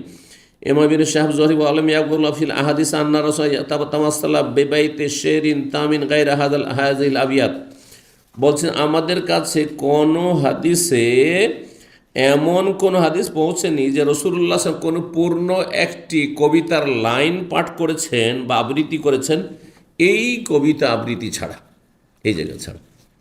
খন্দকের সময়ও বলেছেন একটি হাদিস রয়েছে, কিন্তু এই ধরনের কবিতাগুলি সেখানেও ছিল। জি, আল্লাহুম্মা লা খায়রা ইল্লা খায়রুল আখিরা ফানসুরিল আনসার আল মুহাজিরা বা ফাগফিরিল আনসার আল মুহাজিরা, এর আগে হাদিসগুলো গিয়েছে। 3907 নম্বর হাদিস বর্ণনা করছেন হেশাম, তার পিতা থেকে হেশাম বিন ওরওয়া থেকে, আর ফাতেমা, হেশাম এবং ফাতেমা দুইজন বর্ণনা করছেন আসমা রাদিয়াল্লাহু তাআলা আনহা থেকে। আসমা কে? আবু বকর সিদ্দিক রাদিয়াল্লাহু তাআলা আনহর বড় মেয়ে। আমি নবী সাল্লাল্লাহু আলাইহি ওয়াসাল্লামের জন্য একটি খাদ্য সামগ্রী প্রস্তুত করেছিলাম। এই হিজরতের সফরের জন্য খাবার তৈরি করেছিলাম, বড় মেয়ে, বাবার জন্য, রসুলের জন্য খাবার তৈরি করেছে। খাবারটি কী ছিল? কোনো কোনো রেওয়ায়েতে এসছে, সিরাতে, সেটি ছিল একটি ভুনা ছাগল, গোটা একটি ছাগল ছিল আবু বকরের জন্য, নবীর জন্য এবং আবু বকরের জন্য। হিনা আরাদ আল মাদিনা, যখন তারা মদিনা হিজরতের উদ্দেশ্য করেছিলেন, ফাকুলতুলি আবি, আমি আমার আব্বাকে বললাম, মা আজেদু শাইআন আরবেতু ইল্লা নেতাকি, আমি যে সেই থলেটি যাতে আপনাদের খাদ্য সামগ্রী ভরে দিলাম, সেটার মুখ বাঁধার জন্য কোনো কিছু পাচ্ছি না, কোনো রশি টসি কিছুই নেই, তেনাও নেই। ইল্লা নেতাকি, শুধু আমার কোমর বন্ধটা আছে, কোমর যে বেঁধে রাখি সেই পটিটা আছে। তালফা শুক্কিহে, আবু বকর বললেন যে সেটাকে দুই ভাগে ফেড়ে দাও, দুই ভাগ করে দাও, অর্ধেকটা রাখো ফেড়ে তোমার কোমর বাঁধো, আর অর্ধেকটা দিয়ে এই থলের মুখটা বেঁধে। ফালতু তাই করলাম। ফাসম্মিত জাতান নেতাকে, সেই দিন থেকে আমাকে দুই কোমরবন্ধ ওয়ালি রমণী বলা হয়। জাতুন নেতাকাইন, দুই কোমরবন্ধ বিশিষ্ট রমণী। কালা ইবনে আব্বাস বলছেন আসমা হচ্ছে জাতুন নেতাক বা জাতুন নেতাকাইন। 3908 নম্বর হাদিস মনে করছেন বারা বিন আজব বলছেন লাম্মা আকবালান নবী আল মদিনা, যখন নবী সাল্লাল্লাহু আলাইহি ওয়াসাল্লাম মদিনা আসছিলেন, তাবিয়াহু সুরাকা বিন মালিক বিন জৌসুম, তার পিছে ধাওয়া করেছিল সুরাকা বিন মালিক বিন জৌসুম। ফাদা আলাইহিন নবী সাল্লাল্লাহু আলাইহি ওয়াসাল্লাম তখন বদদুয়া করেছিলেন যে আল্লাহ একে তুমি প্রতিহত করো, আল্লাহ একে তুমি প্রতিহত করো, ব্যর্থ করো। ফাসাখাত বি ফারাসু, তখন তার ঘোড়া তাকে নিয়ে মাটিতে গেড়ে গিয়েছিল, মানে তার ঘোড়ার পা গেড়ে গিয়েছিল, যেমন হাদিসে পেলেন। কালা, তখন সোরাকা বলল উদুল্লাহ আলী, আমার জন্য আল্লাহর কাছে দোয়া করে, ওয়ালা আদর রোকা, হে নবী আপনাকে আপনার কোনো ক্ষতি করবো না। আর ফাদা আল্লাহ, তখন আল্লাহর কাছে নবী সাল্লাল্লাহু আলাইহি ওয়াসাল্লাম দোয়া করলেন যে আল্লাহকে রক্ষা করো। কালা ফা আতিশা রাসূলুল্লাহ সাল্লাল্লাহু আলাইহি ওয়াসাল্লাম, আর সেই সময়টাই রাসূলুল্লাহ সাল্লাল্লাহু আলাইহি ওয়াসাল্লাম বড়ই পিপাসিত হয়েছিলেন। ফামাররা বিরাইন, এক রাখালের পাশ দিয়ে অতিক্রম করলেন। কালা আবু বকর বলছেন ফা আখাযতু কাদাহান, তখন আমি একটি পাত্র নিলাম, পেয়ালা, কাদাহ বলা পেয়ালা নিলাম। ফাহালাবতু ফিহি কুসবাতা মিন লাবান, কিছু পরিমাণ দুধ আমি দহন করলাম। ওই রাখালের সাথে কথা বললেন, লম্বা হাদিস, এর আগে গিয়েছে কিন্তু হাদিসটি, যে রাখাল তোমার ছাগলে কি কোনো দুধ টুধ আছে? বলছে হ্যাঁ দুধ আছে। তো তুমি কি একটু দুধ দিবে আমাদেরকে দুইয়ে? বলছে হ্যাঁ দেবো। তো ঠিক আছে, দুধ দহ, আর একটু দুধের যে ওলানগুলি রয়েছে ওগুলো পরিষ্কার করে নাও, যাতে করে সেটা অপরিষ্কার না হয়ে যায়। তো ফাতেই তো, আর তারপরে আসলাম ফাশারিবা, মানে দুধ নিয়ে আসলাম। আবু বকর বলছেন ফাশারিবা, তিনি পান করলেন, হাত্তা রাজিতু, এতটা পান করে রাসূলুল্লাহ যে আমি খুশি হয়ে গেলাম, নবীকে পান করি। 3909 নম্বর হাদিস মানে করছেন আসমা রাদিয়াল্লাহু তাআলা বলছেন আন্না হামালাত বে আব্দুল্লাহ বিন জুবাইর, তিনি গর্ভধারণ করেছিলেন আব্দুল্লাহ বিন জুবাইরকে। এই আসমার পেট থেকেই আব্দুল্লাহ বিন জুবাইর, তার মানে আসমার স্বামীর নাম হচ্ছে জুবাইর, রাসূলুল্লাহ সাল্লাল্লাহু আলাইহি ওয়াসাল্লামের ফুফাতো ভাই, এবং 10 জন যে জান্নাতের সুসংবাদ প্রাপ্ত সাহাবায়ে কেরাম আশায় মুবাশশার তার অন্যতম সাহাবী। বিন সাহাবী আব্দুল্লাহ, তো আব্দুল্লাহ বিন জুবাইর একজন বিরল সাহাবী, যিনি মদিনায় মুহাজিরিনদের প্রথম সন্তান ভূমিষ্ঠ হয়েছেন। যত লোক মক্কাতে হিজরত করে এসেছেন তাদের প্রথম সন্তান শিশু হচ্ছেন আব্দুল্লাহ বিন জুবাইর। আর আনসারীদের এটাও শুনে নেন, হ্যাঁ, অবগতির জন্য, জেনারেল নলেজ এটাকে বলা হয়, হ্যাঁ, কুইজে কাজ আসবে, যে আনসারীদের নবী সাল্লাল্লাহু আলাইহি ওয়াসাল্লামের হিজরতের পরে প্রথম যে শিশু ভূমিষ্ঠ হয় তার নাম হচ্ছে নোমান বিন বশির, তার নাম হচ্ছে নোমান বিন বশির। তো বলছেন যে আসমা বলছেন যে তিনি গর্ভধারণ করেছেন আব্দুল্লাহ বিন জুবাইরকে। কালা বলছে ফাখারাজতু, আমি হিজরতে বেরোলাম। হিজরতে যখন বেরোলেন ও আনা মোতেমন, তখন আমার গর্ভের সময় পূর্ণ হয়ে গেছিল, মানে 9-10 মাস হয়ে গেছে, বাচ্চা ভূমিষ্ঠ হব অবস্থা ছিল, এরকম অবস্থায়। ফাতেতুল মদিনা, মদিনা আসলাম। ফানাজালতু বিকুবা, এসে কোবায় অবতরণ, মদিনা এসেছেন মাত্র, কোবায়, এই যে নবী সাল্লাল্লাহু আলাইহি ওয়াসাল্লাম যেখানে 14-15 দিন থেমেছেন ওইখানে। ফাওয়ালাদতু বিকুবা, সেখানেই কোবাতেই তাকে আমি কি করলাম, প্রসব করলাম, সে বাচ্চা ভূমিষ্ঠ হইল এই কোবাতেই, আব্দুল্লাহ বিন জুবাইর। সুম্মা আতাইতু বিহিন নবী, তারপরে তাকে নিয়ে আসলাম নবী সাল্লাল্লাহু আলাইহি ওয়াসাল্লামের খেদমতে। ফাওয়াদাতু ফি হাজরিহি, নিয়ে এসে নবী সাল্লাল্লাহু আলাইহি ওয়াসাল্লামের কোলে রেখে দিলাম। তাহলে এটি হচ্ছে নবী সাল্লাল্লাহু আলাইহি ওয়াসাল্লাম থেকে বরকত নেওয়া, যে সাহাবায়ে কেরাম তাদের বাচ্চাদেরকে নিয়ে এসে নবী সাল্লাল্লাহু আলাইহি ওয়াসাল্লাম কী করতেন, কোলে দিয়ে দিতেন। এটা উচিত। কোনো ব্যক্তি যদি থাকে, বিশেষ করে বড় ব্যক্তি, আপনার বাবা দাদা অথবা মা খালা কেউ আছে, অথবা যে কোনো ব্যক্তি মেহমান এসেছে, নিয়ে গিয়ে যদি তিনি নিতে আগ্রহী হন কোলে দিয়ে দিবেন। ওতে হয় কি, বদনজর লাগার আশঙ্কা কম থাকে, বদনজর লাগার আশঙ্কা কম থাকে, দিয়ে দেন। কারণ অনেক সময় বাচ্চা দেখতে সুন্দর হয়, তাকে কাছে থেকে দেখতে চাইছিল, আপনি দিলেন না, দূর থেকে দেখলে নজরটা লেগে যেতে পারে, এটা একটা ফায়দা আছে, ওলামারা উল্লেখ করেছেন। জি, আর যদি নেক মানুষ হয় তাহলে তো বরকতের বিষয় আছে, যে তার কোলে গেল বাচ্চাটি। তো যাই হোক, বিশেষ করে নবী সাল্লাল্লাহু আলাইহি ওয়াসাল্লামের বরকত, এতে কোনো সন্দেহ নেই। তারপরে নবী সাল্লাল্লাহু আলাইহি ওয়াসাল্লাম নিয়ে আসলাম আর তার কোলে রেখে দিলাম। সুম্মা দা আবে তামরিন, খেজুর নিয়ে ডাকলেন। ফামাদা, খেজুরটিকে চিবালেন নবী সাল্লাল্লাহু আলাইহি ওয়াসাল্লাম। সুম্মা তাফালা ফি ফিহে, তারপরে আব্দুল্লাহ আমার ছেলের মুখের ভিতরে সেই থুথু দিয়ে দিলেন। ফাকানা আউয়ালা শাইইন তাদখুলু জাওফা রিক রাসূলিল্লাহ সাল্লাল্লাহু আলাইহি ওয়াসাল্লাম, জাওফা রিক রাসূলিল্লাহ সাল্লাল্লাহু আলাইহি ওয়াসাল্লাম, সর্বপ্রথম যেই খাবারটি প্রবেশ করেছিল আমার ছেলের মুখে সেটা ছিল রাসূলুল্লাহ সাল্লাল্লাহু আলাইহি ওয়াসাল্লামের মোবারক থুথু। সোম্মাহান্না কাহবে তামরাতিন, আর তারপরে একটি খেজুর দিয়ে তাহনিক করে দিয়েছিল। এই তাহনিক করা সুন্নাত, সবার জন্য, যে কোনো ভালো মানুষের কাছে, নেক মানুষের কাছে করতে পারেন একদল বলছেন, আর একদল বলছেন না, অন্য মানুষের জন্য, এটি নবী সাল্লাল্লাহু আলাইহি ওয়াসাল্লামের জন্য, নবী সাল্লাল্লাহু আলাইহি ওয়াসাল্লামের। কারণ নবী সাল্লাল্লাহু আলাইহি ওয়াসাল্লামের থুথুতে যে বরকত রয়েছে বা তাহানিকে, সেটা তো অন্যের নেই। তো সেই জন্য অনেকেই এই মতটি পোষণ করেছেন। বিস্তারিত আলোচনা করেছি, যখন বিষয়ভিত্তিক আলোচনা আমরা করেছি কিছুদিন আগে। সুম্মা দা আল্লাহ, তাহনিক করা হচ্ছে যে একটা খেজুরকে চিবিয়ে নরম করে দেওয়ার পরে শিশু যে সদ্য ভূমিষ্ঠ হয়েছে, অন্য কিছু খাওয়ার আগে কিন্তু দুধ টুধ না, মায়ের দুধ আগে দিয়ে দিলেন, 2 দিন 3 দিন পর নিয়ে আসেন, তাই এটা তাহনিক নয়। যারা বলছে তাহনিক অন্য কোনো ভালো মানুষ দিয়েও করতে পারেন, তারা বলছেন না, দুধ পান করাবেন না, বাচ্চা ভূমিষ্ঠ হওয়ার পরে পরিষ্কার পরিচ্ছন্ন করে নিয়েই তারপরে একটা খেজুর কোনো ভালো মানুষ, অথবা মাই হোক, নানি হোক, দাদা হোক, কেউ হোক, যারা পরিবার আছে, চিবিয়ে নিয়ে আর তারপরে বাচ্চার তালুর ওপর দিকে লাগিয়ে দেবে, একটু তালুতে লাগিয়ে দিবে, আর ধীরে ধীরে ধীরে ধীরে নরম করে দেওয়া হচ্ছে, এটা চুষতে থাকবে যেন প্রথম খেজুরের মিষ্টিটা যায়। কারণ খেজুরের মিষ্টিটি এই রকমের বাচ্চা শিশুর জন্য উপকারী, বিশেষজ্ঞরা বলছেন। যারা বলছেন যে নবী ছাড়া অন্যের কাছেও করা যাবে, তারা বলছেন সুম্মা দা আল্লাহ, তারপরে দোয়া করলেন, অবাররা কালে, তাকে বরকতের দোয়া দেব। ওয়াকানা আউয়ালা মৌলুদিন ওলেদা ফিল ইসলাম, এ হচ্ছে সর্বপ্রথম শিশু যে ভূমিষ্ঠ হয়েছিল ইসলামের ইতিহাসে মদিনায়, কিন্তু মদিনায় মুহাজিরিনদের মধ্যে। আসমা বলছেন আন্না হাজার তেলেন নবী সোয়াইহা হবলা, তিনি নবী সাল্লাল্লাহু আলাইহি ওয়াসাল্লামের উদ্দেশ্যে মদিনায় হিজরত করেছিলেন, তখন তিনি গর্ভবতী ছিলেন। সর্বশেষ হাদিস 3910 নম্বর, আয়েশা রাদিয়াল্লাহু তাআলা আনহা বলছেন, আউয়ালু মাউলুদিন ওলিদা ফিল, সর্বপ্রথম শিশু যে ভূমিষ্ঠ হয়েছিল ইসলামের ইতিহাসে, তার নাম হচ্ছে আব্দুল্লাহ বিন জুবাইর, আয়েশা রাদিয়াল্লাহু তাআলা আনহার বোনের ছেলে। আতাউবিহীন নবী, তাকে নিয়ে নবী সাল্লাল্লাহু আলাইহি ওয়াসাল্লামের কাছে আসলো পরিবারের লোকেরা। ফাখাজান নবী সাল্লাল্লাহু আলাইহি ওয়াসাল্লাম তাকে নিলে, ফাখাজান নবী সাল্লাল্লাহু আলাইহি ওয়াসাল্লাম তামরাতেন, একটি খেজুর নিয়ে, ফালাকাহ, সেটিকে চিবিয়ে নিলেন, সুম্মা আদখালাহা ফি ফিহে, তারপরে সেটিকে তার মুখের ভিতরে ঢুকিয়ে দিলেন। ফাআউয়ালু মা দাখালা বাতনাহু রিকুন নবী সাল্লাল্লাহু আলাইহি ওয়াসাল্লাম, সর্বপ্রথম এই আব্দুল্লাহ বিন জুবাইরের মুখে যেই খাবারটি প্রবেশ করেছে সেটি ছিল রাসূলুল্লাহ সাল্লাল্লাহু আলাইহি ওয়াসাল্লামের থুথু মোবারক। এখানেই আজকের আলোচনা শেষ করছি। জাযাকুমুল্লাহু খাইরান, ওয়া সাল্লাল্লাহু ওয়া সাল্লামা আলা নবিয়িনা মুহাম্মদ ওয়া আলা আলিহি ওয়া সাহবিহি আজমাইন।